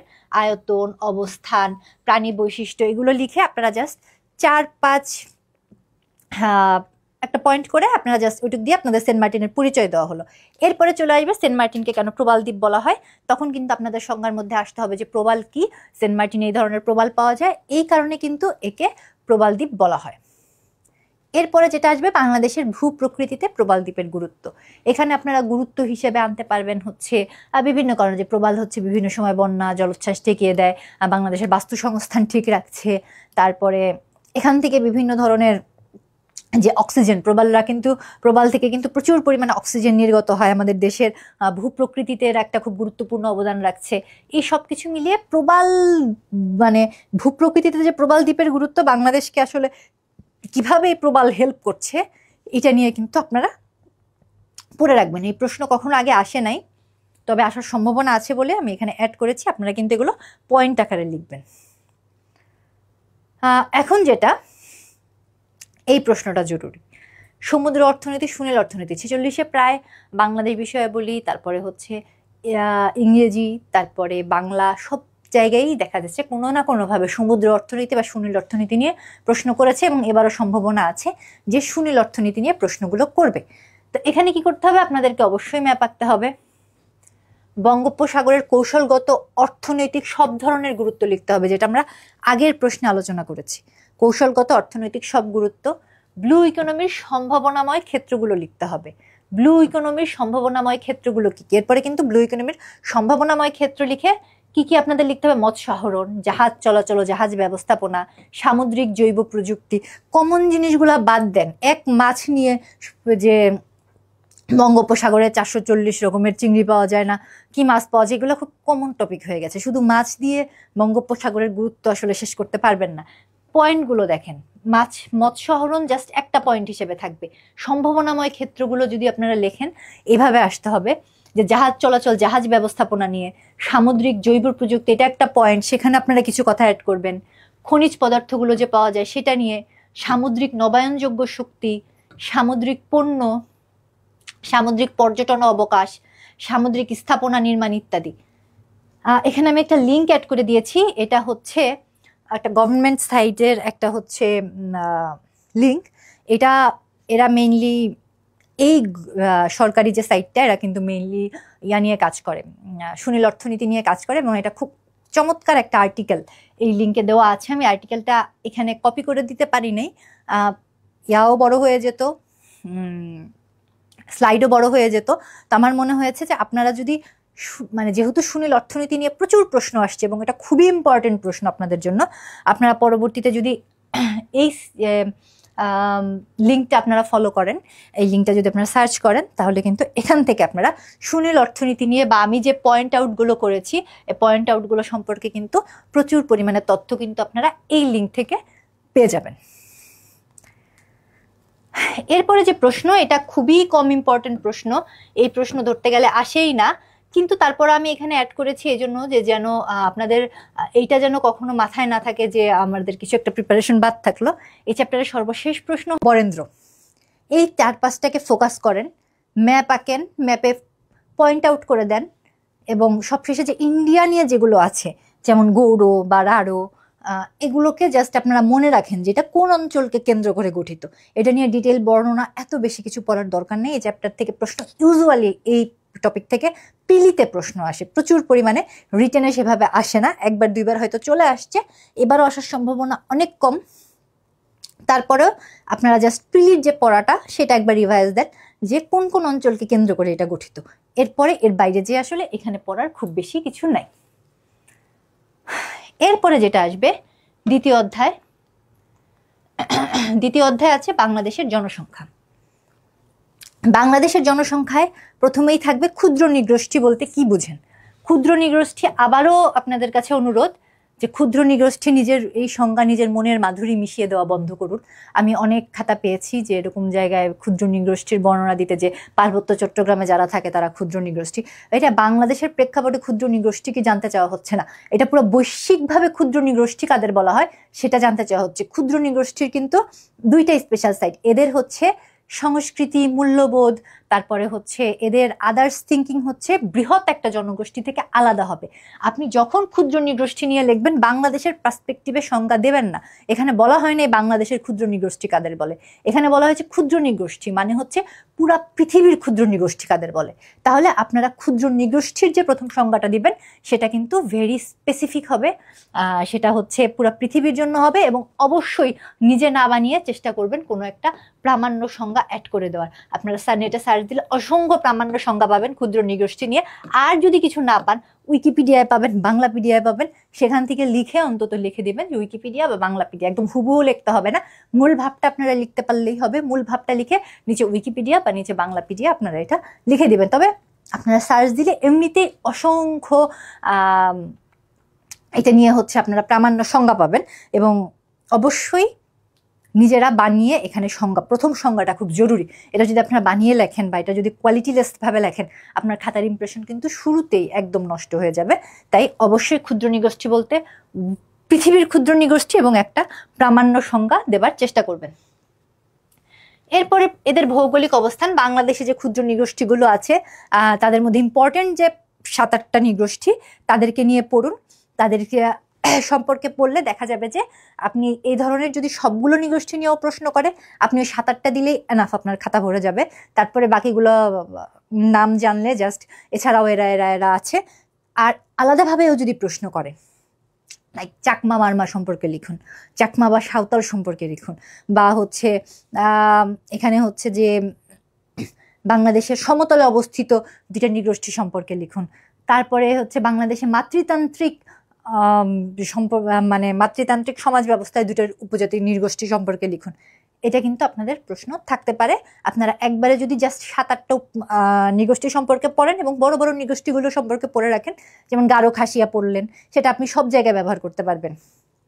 চাকমা তো পড়তেই হবে, সাঁওতাল পড়লেন, তারপরে হচ্ছে ওইদিকে মারমা পড়লেন, এখানে এই যে 5টা যেটা আছে 5টা, মণিপুরি পড়লেন। এই 6টা নৃগোষ্ঠী মেইনলি জরুরি। এর সাথে আপনি একটু হাজং, পাঙ্গন এগুলো সম্পর্কে 1-2 লাইন করে পড়ে রাখলেন, এতে আপনার সময়ও কম লাগবে এবং আপনার যে ধরনেরই প্রশ্ন আসুক উপজাতি বা মানে এই ক্ষুদ্র নৃগোষ্ঠী নিয়ে আপনি কিন্তু অ্যান্সার করে দিতে পারবেন। এবং অবশ্যই ক্ষুদ্র নৃগোষ্ঠী নিয়ে লিখতে গেলে সংবিধান উল্লেখ করবেন। সংবিধানে কিন্তু ক্ষুদ্র নৃগোষ্ঠী নিয়ে ধারা আছে, সংবিধানের ধারা উল্লেখ করবেন ক্ষুদ্র নৃগোষ্ঠী নিয়ে। এখানে কিন্তু সংবিধানের ধারা আছে ক্ষুদ্র নৃগোষ্ঠী নিয়ে 23 ক। এই ধারা অবশ্যই উল্লেখ করবেন যখন আপনি ক্ষুদ্র নৃগোষ্ঠী নিয়ে লিখতে যাচ্ছেন। অবশ্যই সংবিধানের যে ধারা আছে ক্ষুদ্র নৃগোষ্ঠী নিয়ে সেটা আপনাকে উল্লেখ করতে হবে। খাতার কোয়ালিটি বেড়ে যাবে এবং আপনি সংবিধানটাকেও কিন্তু প্রপার ওয়েতে ব্যবহার করতে পারছেন। এরপরে যেটা উন্নয়নে সরকারের ভূমিকা, এটা পাবেন, অ্যাভেইলেবল পাবেন, যে কোনো জায়গাতেই যে কোনো বইয়েও পাবেন। তবে দয়া করে পয়েন্ট আউট করে লিখবেন। যদি আপনারা এভাবে চান যে এদের সামাজিক উন্নয়নে সরকারের ভূমিকা লিখে কয়েকটা পয়েন্ট লিখলেন, অর্থনৈতিক উন্নয়নে সরকারের ভূমিকা লিখে কয়েকটা পয়েন্ট লিখলেন, সাংস্কৃতিক অঙ্গনে সরকারের ভূমিকা এখানে লিখে কয়েকটা পয়েন্ট লিখলেন। আপনার যত বেশি পয়েন্ট আউট করতে পারবেন, যত বেশি আপনার টাইটেল সাবটাইটেল অ্যাড করতে পারবেন, আপনার খাতার কোয়ালিটি কিন্তু তত বেশি ভালো হবে। এরপরে যে জিনিসটা প্রশ্ন আসে, এবং এগুলো আসলে মাথা গুলাই দেওয়ার মতন প্রশ্ন আসে, আদিবাসী এবং উপজাতির মধ্যে পার্থক্য। এটা আপনারা বিভিন্ন বইয়ে পাবেন। আদিবাসী হচ্ছে অনেক আদিকাল থেকে বসবাস করছে দেশে, আর উপজাতি হচ্ছে জাতির একটা ক্ষুদ্র একটা অংশ বলা হয়। এভাবে আপনারা কিন্তু বেশ কিছু জায়গায় আপনারা হচ্ছে পেয়ে যাবেন যে আদিবাসী এবং উপজাতির মধ্যে আদৌ কোনো পার্থক্য আছে কিনা। অবশ্যই পার্থক্য আছে। আদিবাসী বলতে একেবারে প্রাচীন যুগ থেকে, বাংলাদেশের যদি আমরা আদিবাসী বলতে চাই তাহলে সেই প্রোটোস্টলয়েড যুগে যেতে হবে। এরা হচ্ছে বাংলাদেশে প্রাচীন সময় থেকে প্রোটোস্টলয়েড, নিগ্রয়েড, তারপরে হচ্ছে আর যারা যারা মঙ্গলয়েড ছিল তারা। আর উপজাতি বলতে বুঝে জাতির মধ্যেই অসংখ্য ভাগ। উপজাতি বলতে যে আমরা শুধুমাত্র ইয়াদেরকে বুঝাবো, চাকমা মারমাদেরকে বুঝাবো তা না। আমাদের মধ্যেও যদি এরকম ধরনের কোনো ভাগ থাকে সেগুলোও কিন্তু দেখা যাবে যে উপজাতি হিসেবে গণ্য হবে। তো মানে জাতির মধ্যে বেশ কিছু ভাগ হয়ে যাওয়া, সেটা কিন্তু উপজাতি। এখন ম্যাপ দিয়ে কিন্তু আপনারা চাকমা, মারমা, সাঁওতাল, হাজং এরা কোথায় কে কে বসবাস করছে সেটা নিয়ে আলোচনা করবেন। ওখান থেকে পড়তে গেলেই কিন্তু আপনাদের এখানে সমতল ভূমিতে বসবাসরত নৃগোষ্ঠী চলে আসবে। পার্বত্য চট্টগ্রামে যারা যারা বসবাস করছে সবই ওখান থেকে 6-7টা পড়লেই কিন্তু তার মধ্যে চলে আসবে। এরপরে যে প্রশ্নটা থাকতে পারে, একটু যদি আপনাদের ডিপ থেকে প্রশ্ন করতে চায়, নরগোষ্ঠী এবং জাতি কি? এইটা হচ্ছে একটু ডিপ থেকে আসা কোশ্চেন। তবে এই কোশ্চেন বিসিএস এ এসেছে যে জাতি একটা বৃহত্তর অংশকে বোঝায়, নরগোষ্ঠী হচ্ছে যে মানুষের একটা বৃহত্তর জাতিকে বোঝায়। এটা আপনারা নেটেও পাবেন, এটা আপনারা বিভিন্ন বইয়েও পাবেন। আপনারা সেভাবে হচ্ছে এই ধরনের পার্থক্যগুলো একটু পড়ে রাখবেন। বাঙালিকে যদি সংকর জাতি বলা হয়, এই প্রশ্নের অ্যান্সার আপনার স্মার্টলি দিতে গেলে এটা শুরু করতে হবে হচ্ছে প্রাকার্য এবং আর্য দিয়ে। আপনারা শুরু করবেন হচ্ছে প্রাকার্য আর হচ্ছে আর্য দিয়ে। প্রাকার্যগুলোর মধ্যে কে ছিল? আদি অস্ট্রালয়েড, নিগ্রয়েড, মঙ্গলয়েড, এরা কিন্তু প্রাকার্যর মধ্যে ছিল, অ্যালবিনয়েড। এবং আর্যরা তারা হচ্ছে যে ইরান থেকে যে তারা যে আসলো, এই যে দুই গ্রুপের মধ্যে যে একটা আন্তঃমিথস্ক্রিয়া পরিচালিত হলো প্রাকার্য এবং আর্যদের মধ্যে। এরপরে কারা কারা আসলো? এরপরে আরাবিকরা আসলো, এরপরে আফগানিস্তান আসলো, এরপরে তুরস্ক আসলো, তারপরে হচ্ছে বিভিন্ন, এরপরে আমাদের দেশে ইংরেজ শাসন ব্যবস্থা শুরু হলো। ইংরেজ শাসন ব্যবস্থার পরে হচ্ছে পাকিস্তানিরা আমাদের দেশে আসলো। তো আমরা বারবার কালচারালি, তারপরে হচ্ছে বলতে হবে নৃতাত্ত্বিকভাবে কিন্তু আমরা বারবার এই যে আমরা মিক্স আপ হয়ে আমরা কিন্তু একটা কম্বাইন্ড জাতিতে পরিণত হয়েছে, যেখানে আমাদের যে নৃতত্ত্বগত যে অখণ্ডতা বা আমাদের যে কালচারাল সাংস্কৃতিক অখণ্ডতা আমাদের বলতে আমাদের কিছুই নাই। আমরা একটা মিক্সচার হয়ে গেছি, আমরা নৃতাত্ত্বিকভাবে মিক্সচার হয়ে গেছি পৃথিবীর বিভিন্ন জাতিগোষ্ঠীর সাথে। ঠিক সেভাবে কিন্তু আমরা কালচারালি মিক্স আপ হয়ে গিয়েছি পৃথিবীর বিভিন্ন জাতিগোষ্ঠীর সাথে। এটাই কিন্তু বাংলাদেশের মানুষ হচ্ছে সংকর জাতি। আপনাদের একদম এটা কিন্তু যদি সংকর জাতি নিয়ে বাংলাদেশের প্রশ্ন আসে, আপনাদেরকে কিন্তু এখান থেকে সংকর জাতি ব্যাখ্যা করুন এটা বলতে গেলে কিন্তু একদম প্রাকার্য যুগে যেতে হবে। একদম বাঙালির আদি যারা জনগোষ্ঠী ছিল সেখান থেকে আপনাদেরকে একদম পাকিস্তানিদের আমল পর্যন্ত কিন্তু বর্ণনা করতে হবে, তবে সংক্ষিপ্ত আকারে। নৃতাত্ত্বিক পরিচয় এটাও সেম, ওই ওখান থেকেই যে বাংলাদেশের যে কিভাবে বাংলাদেশের মানুষরা এসেছে, এই সংকর এবং নৃতাত্ত্বিক পরিচয় এটা অনেকটাই কাছাকাছি প্রশ্ন। এরপরে যেটা থাকবে, মানব সম্পদ কি? এখানেও কিন্তু অসংখ্য প্রামাণ্য সংজ্ঞা আছে জাতিসংঘের। আপনারা কখনোই এই সংজ্ঞাগুলোকে নিজের মনের মাধুরী মিশিয়ে বানিয়ে লিখতে যাবেন না, এটা খাতার কোয়ালিটি হ্যাম্পার করে। মানব সম্পদ কি এটা নিয়ে আলোচনা করতে গেলেও জাতিসংঘের একটা সংজ্ঞা পাবেন, বা যে কোনো জায়গা থেকে আপনারা একটা সংজ্ঞা, আপনারা একটা এই আপনারা হচ্ছে জাতিসংঘের সংজ্ঞাটাই এখানে বেটার দেওয়া। আপনারা জাতিসংঘের সংজ্ঞা হোক বা যে কোনো একটা প্রামাণ্য সংজ্ঞা আপনারা মানব সম্পদ কিতে ব্যবহার করবেন। এবং মানব সম্পদে পরিণত করতে সরকারের ভূমিকা বা প্রধান উপায় আপনারা কিন্তু এই ধরনের পয়েন্ট আউট করে লিখবেন। প্রথমে শিক্ষা, তারপরে হচ্ছে প্রশিক্ষণ, এরপরে হচ্ছে কর্মসংস্থান, অর্থনৈতিক ও সামাজিক উন্নয়ন, তারপরে হচ্ছে স্বাস্থ্য, জীবনযাত্রার মান উন্নয়ন, সঠিক ব্যবস্থাপনা। আপনারা এটা দিয়ে একটা যদি আপনারা এখানে এই ত্রিভুজটা ব্যবহার করতে পারেন, মাসলোর যে একটা ত্রিভুজ, এটাই হবে কি সহজ জিনিস, কিন্তু আপনার খাতার কোয়ালিটি হাই করে দিবে। আপনি জাস্ট একটা ত্রিভুজ এঁকে আপনি যদি জাস্ট এখানে লিখতে পারেন যে মাসলোর ত্রিভুজ থেকে কিভাবে মানব সম্পদ উন্নয়নে ভূমিকা রাখা যায়, আমরা সেটা নিয়ে আলোকপাত করতে পারি। সেখানে যেমন প্রথমে আসতেছে যে এই যে বিভিন্ন নিডগুলো, ফুড, ওয়াটার, এটা সবার নিচে লাগবে, এরপর সেফটি নিডস লাগবে। এখানে কিন্তু পুরাটা দিয়ে বোঝানো হয়েছে যে মানব সম্পদ উন্নয়নে কি কি জিনিস লাগে। আপনারা জাস্ট এখান থেকে এই ত্রিভুজের ধাপগুলো মনে রাখলেই কিন্তু মাসলোর ত্রিভুজ আপনারা দিয়ে দিলে কিন্তু খাতার কোয়ালিটি হাই হয়ে গেল। এরপরে হচ্ছে কি কি লাগে, রিলেশনশিপ লাগে, ফ্রেন্ড লাগে, আরও নিড লাগে, প্রেস্টিজ লাগে। আপনি প্রেস্টিজ ছাড়া আপনি কিন্তু মানব সম্পদ, মানুষকে উন্নয়নের দিকে নিতে পারবেন না। আর তারপরে হচ্ছে পোটেনশিয়াল, ক্রিয়েটিভ অ্যাক্টিভিটিস, এগুলোর জন্য হচ্ছে অনেক বেশি ইনফ্লুয়েন্সের দরকার হয়, মানুষ যদি খুশি হয়। এরপরে হচ্ছে এই যে self fulfilment needs, basic needs, psychological needs, physical needs, এই নিডসগুলো কিন্তু এখানে পুরাটা মাসলোর ত্রিভুজে উল্লেখ করা আছে। আপনি এটা খাতায় লিখতে গেলে এগুলো আপনি সবই লিখবেন, কিন্তু হবে কি আপনি খাতায় যখন ধারাবাহিকভাবে লিখবেন তখন কিন্তু খাতাটা খুব বেশি ভালো দেখা যাবে না। কিন্তু আপনি যদি ঠিক সেম এই জিনিসটাই আপনি হচ্ছে মাসলোর ত্রিভুজে নিচে মাসলোর ত্রিভুজে আলোকে মানব সম্পদ উন্নয়নে আমাদের কি কি করতে হবে সেটা নিয়ে আলোচনা করব, তাহলে কিন্তু আপনাদের দেখেন এরকম একটা ত্রিভুজ যদি আপনারা এভাবে এঁকে দিতে পারেন খাতার মধ্যে, একটা পেজও আপনাদের বাড়লো এবং খাতাটা কিন্তু দেখতেও অনেক সুন্দর হলো। আপনারা কিন্তু এটা ইউজ করতে পারেন মানব সম্পদ উন্নয়নের প্রশ্নে, এবং এখান থেকে প্রশ্ন আসার সম্ভাবনা হাই। আমি যেটা লিখেছি যে মানব সম্পদ উন্নয়নের অবশ্যই প্রামাণ্য সংজ্ঞা দিতে হবে।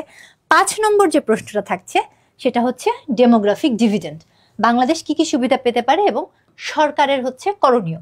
ডেমোগ্রাফিক ডিভিডেন্ড নিয়ে আপনারা অনেক পড়েছেন, ডেমোগ্রাফিক ডিভিডেন্ডেও এরকম এই ধরনের কোনো একটা প্রামাণ্য সংজ্ঞা আপনারা পেয়ে যাবেন। এবং এটা আমি যেটা আমি বলছিলাম যে আমি প্রামাণ্য সংজ্ঞা নিয়ে একটা আসলে এখানে স্লাইড দিয়ে দিব, তো সেই প্রামাণ্য সংজ্ঞা আমি ডেমোগ্রাফিক ডিভিডেন্ডের সংজ্ঞা দিয়ে দেব। এরপরে যেটা থাকবে তৃতীয় অধ্যায়, বাংলাদেশের ইতিহাস ও সংস্কৃতি। প্রথমে আসবে জাতীয়তাবাদের সংজ্ঞা দিন, এখানেও সংজ্ঞা প্রামাণ্য সংজ্ঞা ব্যবহার করতে হবে এবং অবশ্যই সংবিধান ব্যবহার করতে হবে। সংবিধানে কিন্তু আমাদের জাতীয়তাবাদ নিয়ে সংবিধানের একটা ধারা আছে, আমাদের কিন্তু সংবিধানে যেটা জাতীয়তাবাদ নিয়ে যে আমাদের যে ধারাটা, আমাদের কিন্তু এই মূলনীতির মধ্যে যে জাতীয়তাবাদের ব্যাপার আছে, অবশ্যই সংবিধানের ধারা, আপনারা জাতীয়বাদের সংজ্ঞা দিতে গেলে অবশ্যই সংবিধানের ধারা উল্লেখ করবেন। সংবিধানের ধারায় কিন্তু জাতীয়তাবাদের সুন্দর একটা সংজ্ঞা দেওয়া আছে, যেখানে সংবিধান ইউজ করা যাবে সেখানে কিন্তু সংবিধান ইউজ করাটাই সবচেয়ে বেস্ট। এরপরে বাঙালি জাতীয়তাবাদের উদ্ভব এবং বিকাশ থেকে যদি আলোচনা করেন অবশ্যই শশাঙ্ক থেকে শুরু হবে, কারণ শশাঙ্কই প্রথমে হচ্ছে বাংলার যে বিভিন্ন অংশকে একত্রিত করে যেটা বাংলা ভাগ ভাগ হয়েছিল, এই জায়গা থেকে কিন্তু শশাঙ্ক থেকে শুরু হবে। তারপরে শাহী বাংলা, যে বাংলাকে কেন্দ্র করে যে আবার শাহী বাংলা সে সময় চলে আসছে, আপনার তাকে নিয়ে আলোচনা করতে হবে কিভাবে আসছে। স্বাধীন নবাবী আমলে যে আমরা মুঘলদেরকে কর দিতাম না এবং তারা যে বাঙালি হয়ে গিয়েছিল, এরপরে ইংরেজদের সময় যে আমাদের স্বদেশী আন্দোলন বা বয়কট আন্দোলনগুলো আসছে সেটা নিয়ে আলোচনা করে 1905 থেকে মুক্তিযুদ্ধ নিয়ে সংক্ষেপে আলোচনা করে, কিন্তু যদি 20 মার্কের প্রশ্নটা নিয়ে থাকে আপনাদেরকে কিন্তু 20 মার্কে মোটামুটি সব কিছু নিয়ে আলোচনা করে শেষ করতে হবে। আর যদি 10 মার্কের কোশ্চেন থাকে সেগুলো নিয়ে ডিটেইল আলোচনা করতে হবে না, আপনি টপিক করে আপনারা লিখে গেলেই কিন্তু সেটা হবে। বাংলাদেশের প্রত্নতাত্ত্বিক নিদর্শন আসার সম্ভাবনা খুবই কম, তাও আমি দিয়ে দিয়েছি কারণ এটা আসলে প্রিভিয়াসে প্রশ্ন এসেছে। আপনারা 3-4টা প্রত্নতাত্ত্বিক নিদর্শন নিয়ে লিখে দেবেন, পাহাড়পুর বৌদ্ধবিহার, ওয়ারী বটেশ্বর, তারপরে হচ্ছে মহাস্থানগড়, 3টাকে ফোকাস করে দিলে এবং ম্যাপে 3টাকে দেখিয়ে দিলেই মোটামুটি এই প্রশ্ন আপনাদের কভার হয়ে যাবে। চতুর্থ অধ্যায়টা খুব জরুরি। চতুর্থ অধ্যায় থেকে প্রতি বছর প্রশ্ন থাকে, প্রচুর প্রশ্ন থাকে। সামাজিক ব্যবসা কি, যেহেতু আমরা জানি যে এখন এটা নিয়ে আলোচনা হচ্ছে, সামাজিক ব্যবসায় অবশ্যই গ্রামীণ ব্যাংকের সংজ্ঞা দেওয়ার চেষ্টা করবেন। এখান থেকে কিন্তু গ্রামীণ ব্যাংকের ভালো একটা সংজ্ঞা আছে।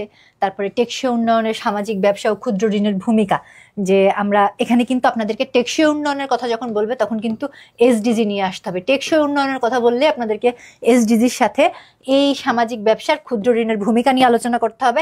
আনতে হবে 3-0 তত্ত্ব। 3-0 তত্ত্ব নিয়ে আপনারা কথা বলবেন ইউনুসের, এবং বেকারের হচ্ছে হিউম্যান ক্যাপিটাল থিওরি।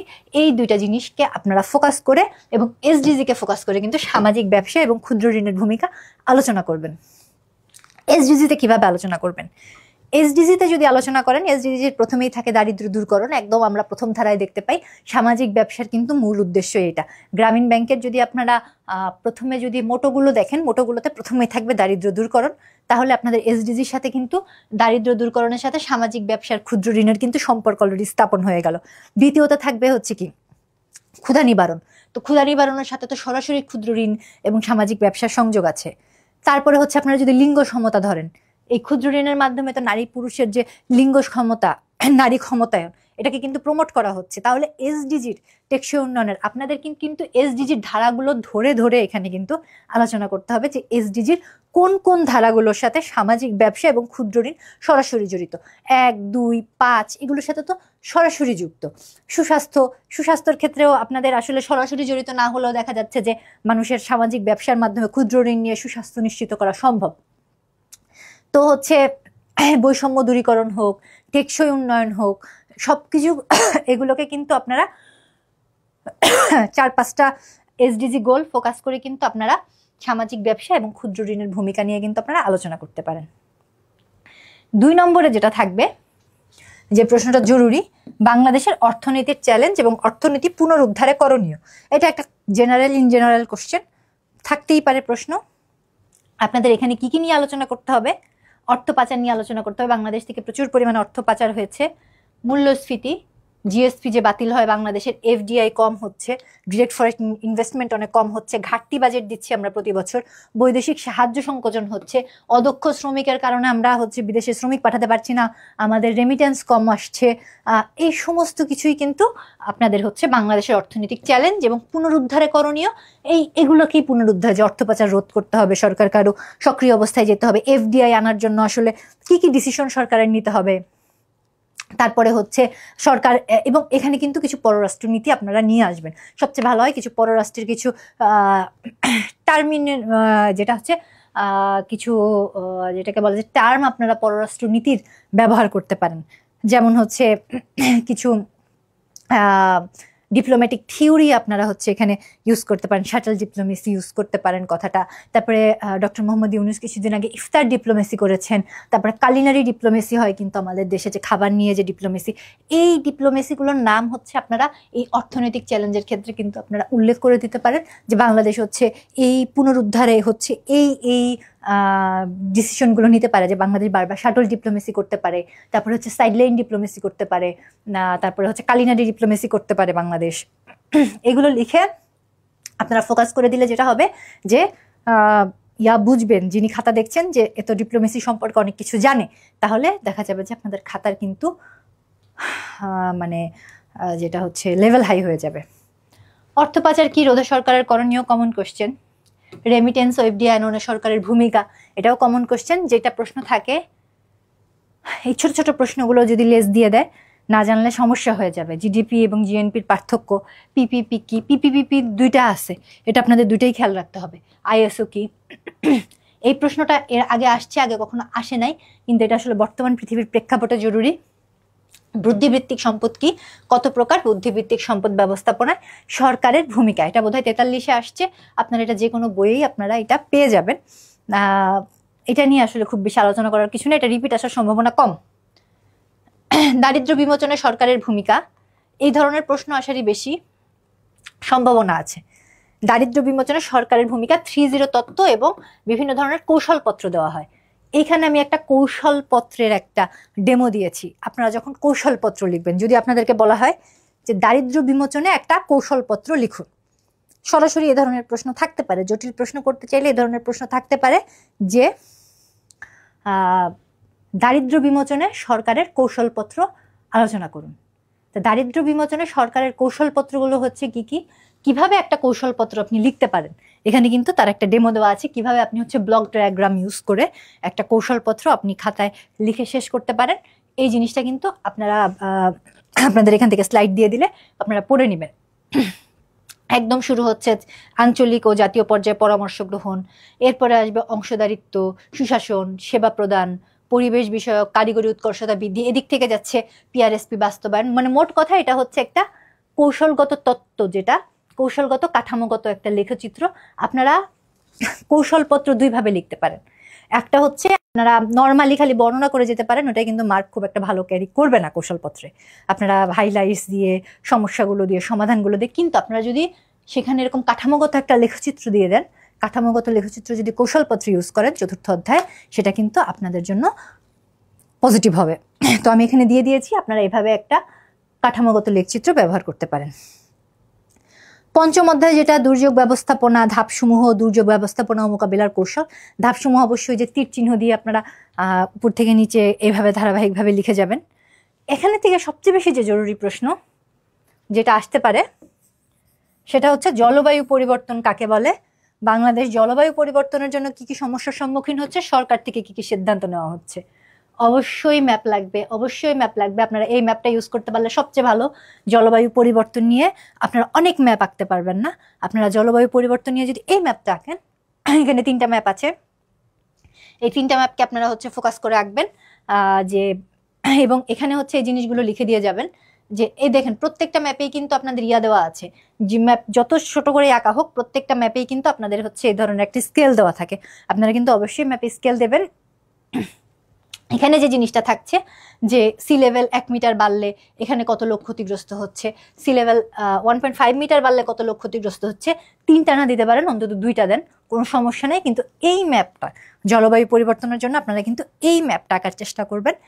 শুধু বাংলাদেশের ম্যাপ আঁকার চেয়ে এটা কিন্তু বেশি এফেক্টিভ হবে। এরপর হচ্ছে জলবায়ু তহবিল নিয়ে কথা বলতে হবে, সেন্ট মার্টিনস নিয়ে এখানে কথা বলতে হবে, জলবায়ু বাজেট নিয়ে কিন্তু আপনাদেরকে এই সব জায়গা হচ্ছে আপনাদেরকে ফোকাস করতে হবে। 3 নম্বরে যেটা থাকতে পারে টেকসই উন্নয়নের পথে বাংলাদেশের চ্যালেঞ্জ, এসডিজি নিয়ে আলোচনা করতে হবে। এবং এখানে কিন্তু বাংলাদেশের অবস্থান এসডিজিতে কোথায়, আমরা জানি যে এসডিজির বিভিন্ন সূচকে বাংলাদেশ বিভিন্ন সময় বিভিন্ন অবস্থানে থাকে, এই সূচকগুলো নিয়ে আলোচনা করতে হবে। এটা নিয়ে আসার সম্ভাবনা কম, জাস্ট এটা একবার আপনারা চোখ বুলিয়ে যেতে পারেন যে পরিবেশ বিপর্যয় কারণ ফলাফল, সরকারের করণীয়, পরিবেশ বিপর্যয় ভূমিকম্প আসবে, তারপরে হচ্ছে বিভিন্ন সময় তাপ প্রবাহ বাড়ছে বাংলাদেশে, মানে বিভিন্ন ধরনের প্রাকৃতিক দুর্যোগ নিয়ে আপনারা পরিবেশ বিপর্যয় আলোচনা করতে পারবেন। এবং আলাদাভাবে আমি প্রাকৃতিক দুর্যোগও দিয়ে দিয়েছি, এখান থেকে প্রশ্ন আসার চান্স খুবই কম। আপনারা একবার রিডিং দিয়ে যাবেন। প্রাকৃতিক দুর্যোগে ফোকাস করবেন হচ্ছে ভূমিকম্প,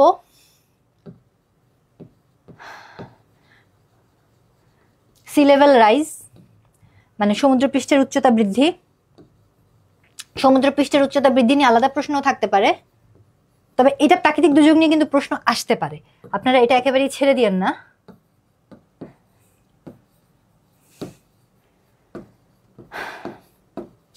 তারপরে হচ্ছে বন্যা, তাপপ্রবাহ, খরা, এগুলোকে ফোকাস করবেন, এগুলো যেন বাদ না যায়, এই কয়েকটা জিনিস বাদ না যায় এবং বাকিগুলো উদাহরণ সহ দিবেন। এবং বাংলাদেশের প্রাকৃতিক দুর্যোগ সমূহ নিয়ে প্রশ্ন আসলে সমুদ্র পৃষ্ঠের উচ্চতা বৃদ্ধি সংক্রান্ত যে ম্যাপটা আছে, এই ম্যাপটাই আঁকবেন। এই একটা ম্যাপ দিয়ে কিন্তু আপনি 2টা প্রশ্ন কভার করে ফেলতে পারবেন। তাহলে বাংলাদেশের প্রাকৃতিক দুর্যোগ সমূহ পড়তে গেলে এগুলো নিয়ে কভার করবেন। ষষ্ঠ অধ্যায় যেগুলো বনজ সম্পদ, ফোকাস থাকবে গ্যাস, কয়লা, পারমাণবিক খনিজ, খনিজ সম্পদ, সামুদ্রিক সম্পদ। আমি বনজ সম্পদে খনিজ সম্পদটা লিখে ফেলছি, এটা অ্যাকচুয়ালি এটা হচ্ছে এই খনিজ সম্পদের মধ্যে যাবে। বনজ সম্পদ আপনারা পড়লে অবশ্যই ম্যাপ দেবেন এবং সবগুলোর জন্য ম্যাপ, সমস্যা এবং সম্ভাবনা, খুব মোটা দাগে সমস্যা এবং সম্ভাবনা পড়ে যাবেন। সপ্তম অধ্যায়টা জরুরি, কারণ সংবিধান নিয়ে প্রশ্ন আসে নাই 46-এ, কিন্তু সংবিধান নিয়ে ইউজুয়ালি প্রশ্ন আসতে পারে।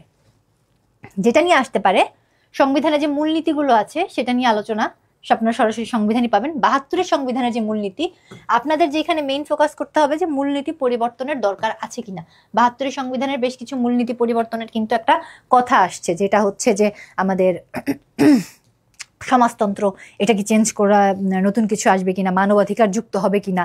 এখানে কিন্তু অলরেডি বাংলাদেশের যে সংবিধান সংস্কার কমিটি, আপনাদেরকে কিন্তু এখানে সংবিধান সংস্কার কমিটি বাংলাদেশের মূলনীতি পরিবর্তনের কিছু প্রস্তাব দিয়েছে। সংবিধান সংস্কার কমিটি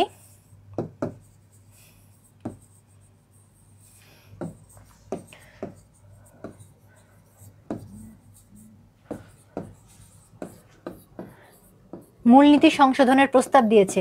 যদি প্রশ্ন থাকে যে মূলনীতি পরিবর্তনের দরকার আছে কিনা, আপনারা কিন্তু অবশ্যই সংবিধান সংস্কার কমিটি যে মূলনীতি পরিবর্তনের প্রস্তাব দিয়েছে আপনাদেরকে কিন্তু সেটা নিয়ে আলোচনা করতে হবে। আপনাদেরকে কিন্তু সেটা হচ্ছে ফোকাস করতে হবে যে এই সংবিধান সংস্কার কমিটি কি কি মূলনীতি সংশোধনের তারা দাবি জানিয়েছে, যে সমাজতন্ত্র চেঞ্জ হয়ে যাবে, তারপরে হচ্ছে সেখানে আর কি কি চেতনা আসবে, সেখানে কিন্তু আরো বেশ কিছু মানবাধিকারের কথা বলা হচ্ছে, তারপরে হচ্ছে আরো বেশ কিছু ধর্মনিরপেক্ষতা সেটা হচ্ছে চলে যাচ্ছে, এই ধরনের বেশ কিছু আছে কিনা, এটা কিন্তু আপনারা মূলনীতি পরিবর্তনের জন্য দরকার আছে কিনা সেখানে পড়ে ফেলবেন এবং অবশ্যই 72-এর সংবিধানের মূলনীতির সাথে তুলনামূলক আলোচনা করবেন। এরপরে হচ্ছে কমন প্রশ্ন, যেটা আসলে আসার মতন এই কারণে যে যদি পিএসসি খুব নর্মাল রেগুলার প্রশ্ন করতে চায় সেক্ষেত্রে কিন্তু মৌলিক অধিকার ধারাসমূহ সেগুলো কিন্তু আপনাদেরকে প্রশ্ন করতেই পারে। এরপরে যেটা সেটা হচ্ছে 74-এর ধারা মৌলিক অধিকার পরিপন্থী কিনা। মৌলিক অধিকার এটা খুব মেইন স্ট্রিম কোশ্চেন, কিন্তু এই কোশ্চেনের সাথে যেটা লেজ লাগিয়ে আপনাদের ঝামেলায় ফেলতে পারে সেটা হচ্ছে 74 ধারা মৌলিক অধিকারের পরিপন্থী কিনা। আমরা জানি যে ক্রস ফ্লোরিং যে নীতি, সেখানে হচ্ছে নিজের দলের বিরুদ্ধে ভোট দিলে বা নিজের দলের বিরুদ্ধে কথা বলে দল থেকে বের করে দেওয়া হয়, এটা কিন্তু আপনাদের মৌলিক অধিকারের পরিপন্থী।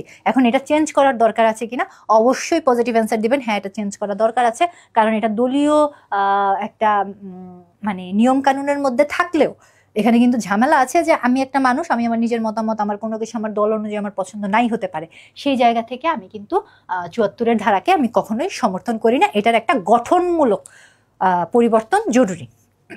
তো মৌলিক অধিকার সাধারণ, এর সাথে লেজ লাগিয়ে দিলে প্রশ্ন কিন্তু অসাধারণ হয়ে যাবে। সেখানে কিন্তু আপনাদেরকে নিজস্ব ব্রেইন প্রয়োগ করতে হবে, 74 ধারা সম্পর্কে, ক্রস ফ্লোরিং সম্পর্কে খুব ভালোভাবে জানতে হবে। সংবিধানে উল্লেখিত নারী অধিকারগুলো লিখুন, এখানে ধারা উল্লেখ করে করে লিখতে হবে, কোথায় কোথায় নারী অধিকার নিয়ে আলোচনা আছে আপনাদেরকে কিন্তু এই ধারাগুলো ফোকাস করে করে এখানে আলোচনা করতে হবে। সংবিধানে কি কি সংশোধনী আনা জরুরি যা আলোচনা করেন, এখানে আবারও চলে যাবে সংবিধান সংস্কার কমিটি, তারা কি কি জায়গায় সংবিধান আনতে চেয়েছে আপনারা আগে সেটা পড়বেন। সংবিধান সংস্কার কমিটি কোন কোন জায়গায় আনতে চেয়েছে আপনারা এখান থেকে আপনাদের যেগুলো আসলে গঠনমূলক মনে হয়, গ্রহণযোগ্য মনে হয়, সেটা নিয়ে আপনারা হচ্ছে সেই জায়গায় আলোচনা করবেন। কিছু কিছু জায়গা যেমন 74 নম্বর ধারা নিয়ে আলোচনা আছে, তারপরে হচ্ছে প্রধানমন্ত্রী 2বারের বেশি নির্বাচিত হতে পারবে না, এটা একটা ভালো দিক।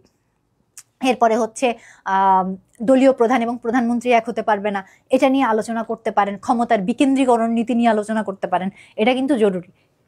গণভোট নিয়ে ছোট টিকার আকারে থাকতে পারে, বাংলাদেশে গণভোট আবার নতুন একটা গণভোট হবার একটা চান্সেস আছে, এটা কিন্তু টিকার আকারে থাকতে পারে। নির্বাচন কমিশনের কাজ, এটা যদিও একটা নির্বাচন কমিশন নিয়ে একটা আলাদা প্রশ্ন আছে, আমি তো সংবিধানের মধ্যে দিয়ে দিচ্ছি, কারণ সংবিধানের মধ্যেও নির্বাচন কমিশন নিয়ে কাজ আছে।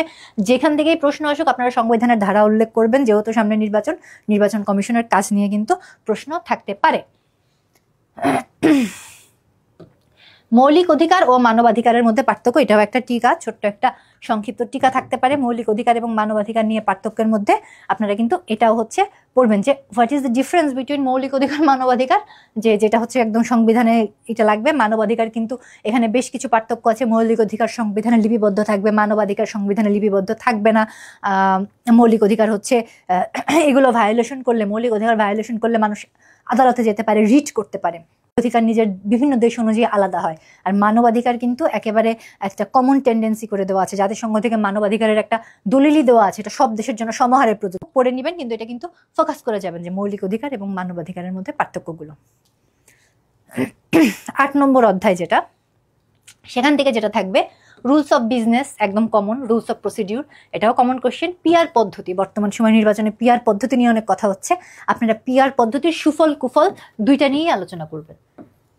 আপনারা পিআর পদ্ধতির সুফল এবং কুফল দুইটা নিয়েই আপনারা আলোচনা করবেন।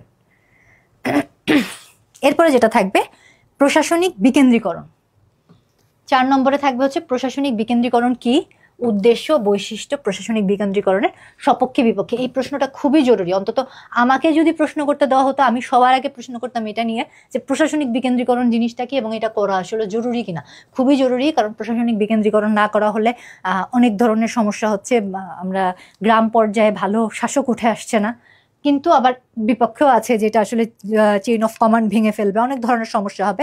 আপনারা যদি এখান থেকে কোনো ধরনের কোনো প্রশ্নের সমস্যা হয় বা আপনারা অ্যান্সারটা ঠিকভাবে খুঁজে পাচ্ছেন না এই ধরনের হয়, এটা কিন্তু আপনারা জানালে চেষ্টা করব যে অ্যান্সারটা আপনাদের জন্য গুছিয়ে, এখন সবগুলোর অ্যান্সার তো দেওয়া এভাবে সম্ভব না গুছিয়ে, কিন্তু যদি এমন হয় যে কোনো প্রশ্ন আপনাদের মনে হচ্ছে আপনারা অ্যান্সার পাচ্ছেন না বা আপনারা সমস্যা ফেস করছেন, আপনারা জানালে কিন্তু সেটার অ্যান্সার দিয়ে দেওয়া হবে।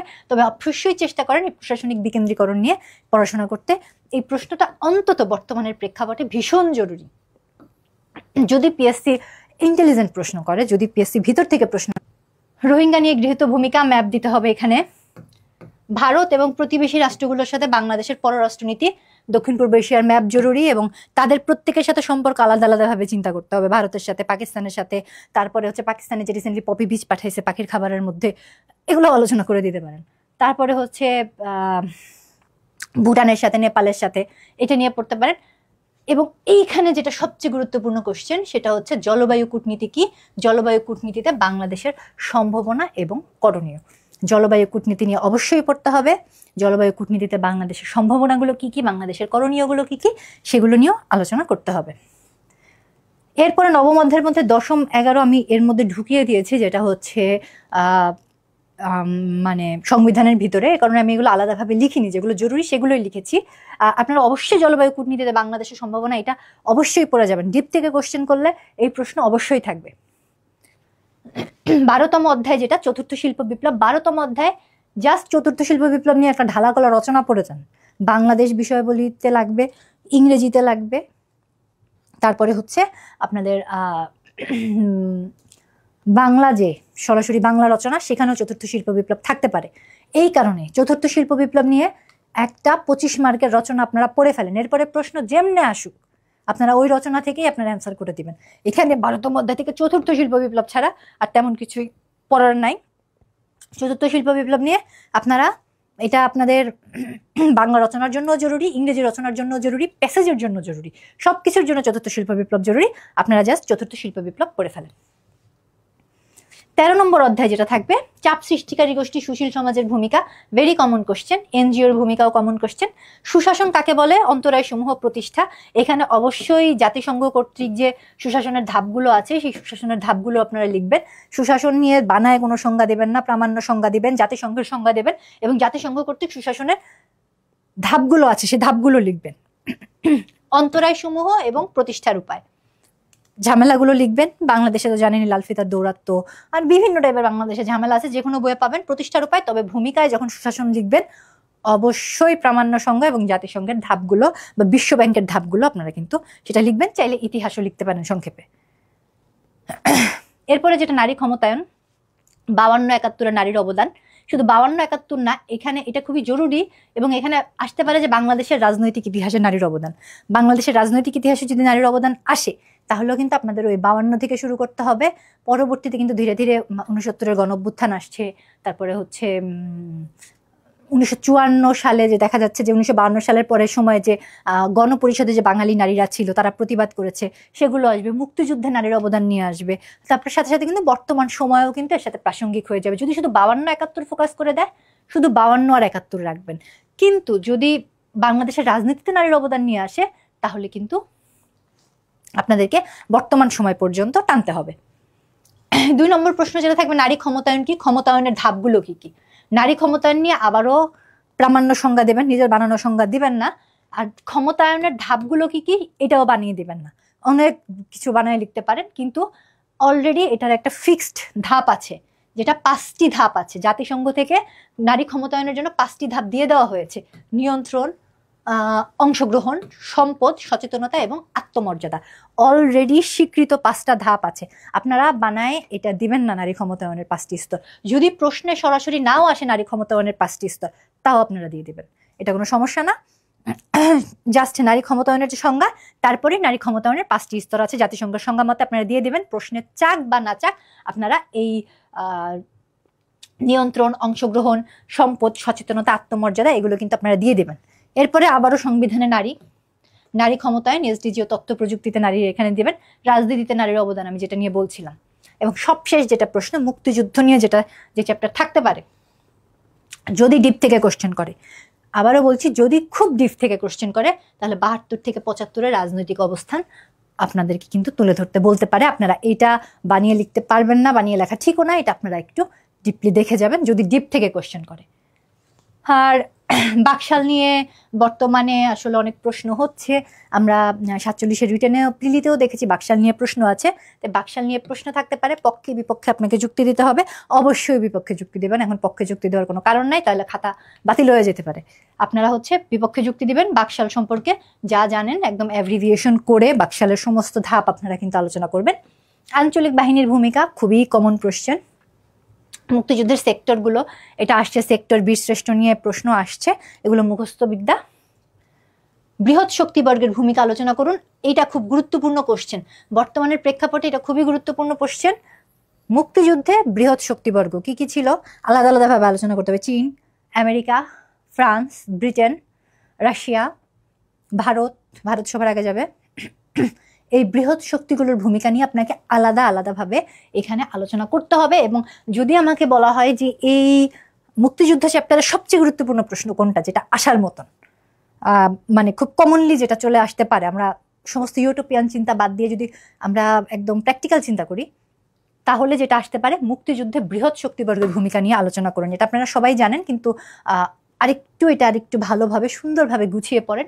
আমার হিসেবে আমার যেটুকু অভিজ্ঞতা বলে যে এবার মুক্তিযুদ্ধে বৃহৎ শক্তিবর্গের ভূমিকা নিয়ে প্রশ্ন আসার সম্ভাবনা অনেক বেশি। যেহেতু 46-এ গণমানুষের ভূমিকা চলে আসছে, রিপিট হবে না গণমানুষের ভূমিকা নিয়ে, এবার বৃহৎ শক্তিবর্গের ভূমিকা, যেহেতু গণমানুষের ভূমিকা শেষ হয়ে গেছে, এবার কিন্তু বৃহৎ শক্তিবর্গের ভূমিকা নিয়ে প্রশ্ন থাকতে পারে। এবং সবশেষে লাহোর প্রস্তাব পড়বেন, কারণ পিএসসি দ্বিজাতি তত্ত্ব নিয়ে খুব ফ্যাসিনেশন দেখাচ্ছে। পিএসসি উঠতে বসতে দ্বিজাতি তত্ত্ব নিয়ে প্রশ্ন করতেছে, 46-এ করছে, তারপর 47-এ করছে, 49-এও করছে। তো লাহোর প্রস্তাব বা দ্বিজাতি তত্ত্ব কিন্তু পিএসসির এখন বলা যায় যে upcoming one of the most favourite topic. তো সেই কারণে লাহোর প্রস্তাব নিয়ে কিন্তু আপনাদের প্রশ্ন চলে আসতে পারে, আপনারা কমনলি এটা পড়ে ফেলবেন। 69-এর গণ অভ্যুত্থান, যেহেতু জুলাই গণ অভ্যুত্থান হয়ে গেছে রিসেন্টলি, সেহেতু 69-এর গণ অভ্যুত্থান নিয়ে প্রশ্ন থাকতে পারে, সরাসরি জুলাই রেভলিউশন নিয়ে থাকবে না। বা বাংলাদেশের গণ অভ্যুত্থানের ইতিহাস নিয়ে প্রশ্ন থাকতে পারে, বাংলাদেশে কতবার গণ অভ্যুত্থান হয়েছে, তাহলে কিন্তু দিতে হবে বাংলাদেশে গণ অভ্যুত্থান হয়েছে 3বার। 69-এ হলো, এরপর এরশাদ পতনের সময় 1990 না 91 ওই টাইমে একটা হলো, আর একটা হচ্ছে জুলাই 2024-এ গণ অভ্যুত্থান। তাহলে প্রশ্ন থাকতে পারে যে বাংলাদেশে গণ অভ্যুত্থানের ইতিহাস বর্ণনা করো। তাহলে বাংলাদেশের গণ অভ্যুত্থানের ইতিহাস বর্ণনা করতে গেলে 3বার গণ অভ্যুত্থান হয়েছে, 3বারের ইতিহাসই আসবে, 3বারের ইতিহাসই আপনাদেরকে ফোকাস করতে হবে গণ অভ্যুত্থান নিয়ে প্রশ্ন আসলে। ভাষা আন্দোলন ভেরি কমন টপিক, ভাষা আন্দোলন নিয়ে আপনারা ভেরি কমনলি একটা পড়ে যাবেন। এখানে বিভিন্ন ইয়াগুলো পড়বেন, যে বিভিন্ন সংস্থা যে গঠিত হয়েছিল, তারপরে ধারা যে দেওয়া হয়েছিল 11ই মার্চের ওই সময়, যে ধারা, সে সময় ধারা বলতে বিভিন্ন দাবি যে করা হয়েছিল, বিভিন্ন দফা যে দেওয়া হয়েছিল, দফাগুলো আপনারা লিখবেন ভাষা আন্দোলনের জন্য। ঘটনা প্রবাহের চেয়ে দফাগুলো লেখা জরুরি। এরপর বিভিন্ন যে সর্বদলীয় সংগ্রাম পরিষদ, আঞ্চলিক সংগ্রাম পরিষদ, তমুদ্দিন মজলিসের ভূমিকা, গণপরিষদের ভূমিকা, এগুলো সব আপনারা আলাদা আলাদাভাবে লিখবেন ভাষা আন্দোলনে, এগুলো ফোকাস করবেন। তো আসলে এই ছিল আপনাদের মোটামুটি সাজেশন। আমি চেষ্টা করেছি প্রশ্ন যতটুকু সম্ভব কম রাখার, তারপরেও আসলে বাংলাদেশ বিষয় বলি তো একটু পড়তে হয়। আপনারা যদি এগুলো এইভাবে ফোকাস করে লেখেন বা এইভাবে ডিপলি পড়েন, তাহলে কিন্তু এটা আপনাদের জন্য ভালো হবে। আর খাতায় আমি যেই টিপসগুলো দিলাম, এগুলো যদি আপনারা ফলো করেন, তাহলে কিন্তু একটা ভালো সুন্দর খাতা আপনারা নেক্সট পরীক্ষার জন্য উপহার দিতে পারবেন বলে আমি বিশ্বাস করি। আপনাদের সবার পরীক্ষা ভালো হোক, আপনাদের সবার সর্বাঙ্গীন মঙ্গল কামনা করে আমি আজকে ক্লাস শেষ করছি। আর আপনাদের যদি কোনো প্রশ্ন আপনারা না পান, গোছানো না পান, বা আপনারা না জানেন, আপনারা এখানে জানাতে পারেন। আমি কিন্তু সেই প্রশ্ন আলাদাভাবে তৈরি করে আমি এখানে দিয়ে দেবো। আপনারা আশা করি পিডিএফ আকারে সেই প্রশ্ন আপনারা পেয়ে যাবেন। তো আজকে তাহলে এই পর্যন্তই থাকলো। আপনারা আশা করছি সবাই ভালো মতন পরীক্ষা দেবেন। ধন্যবাদ।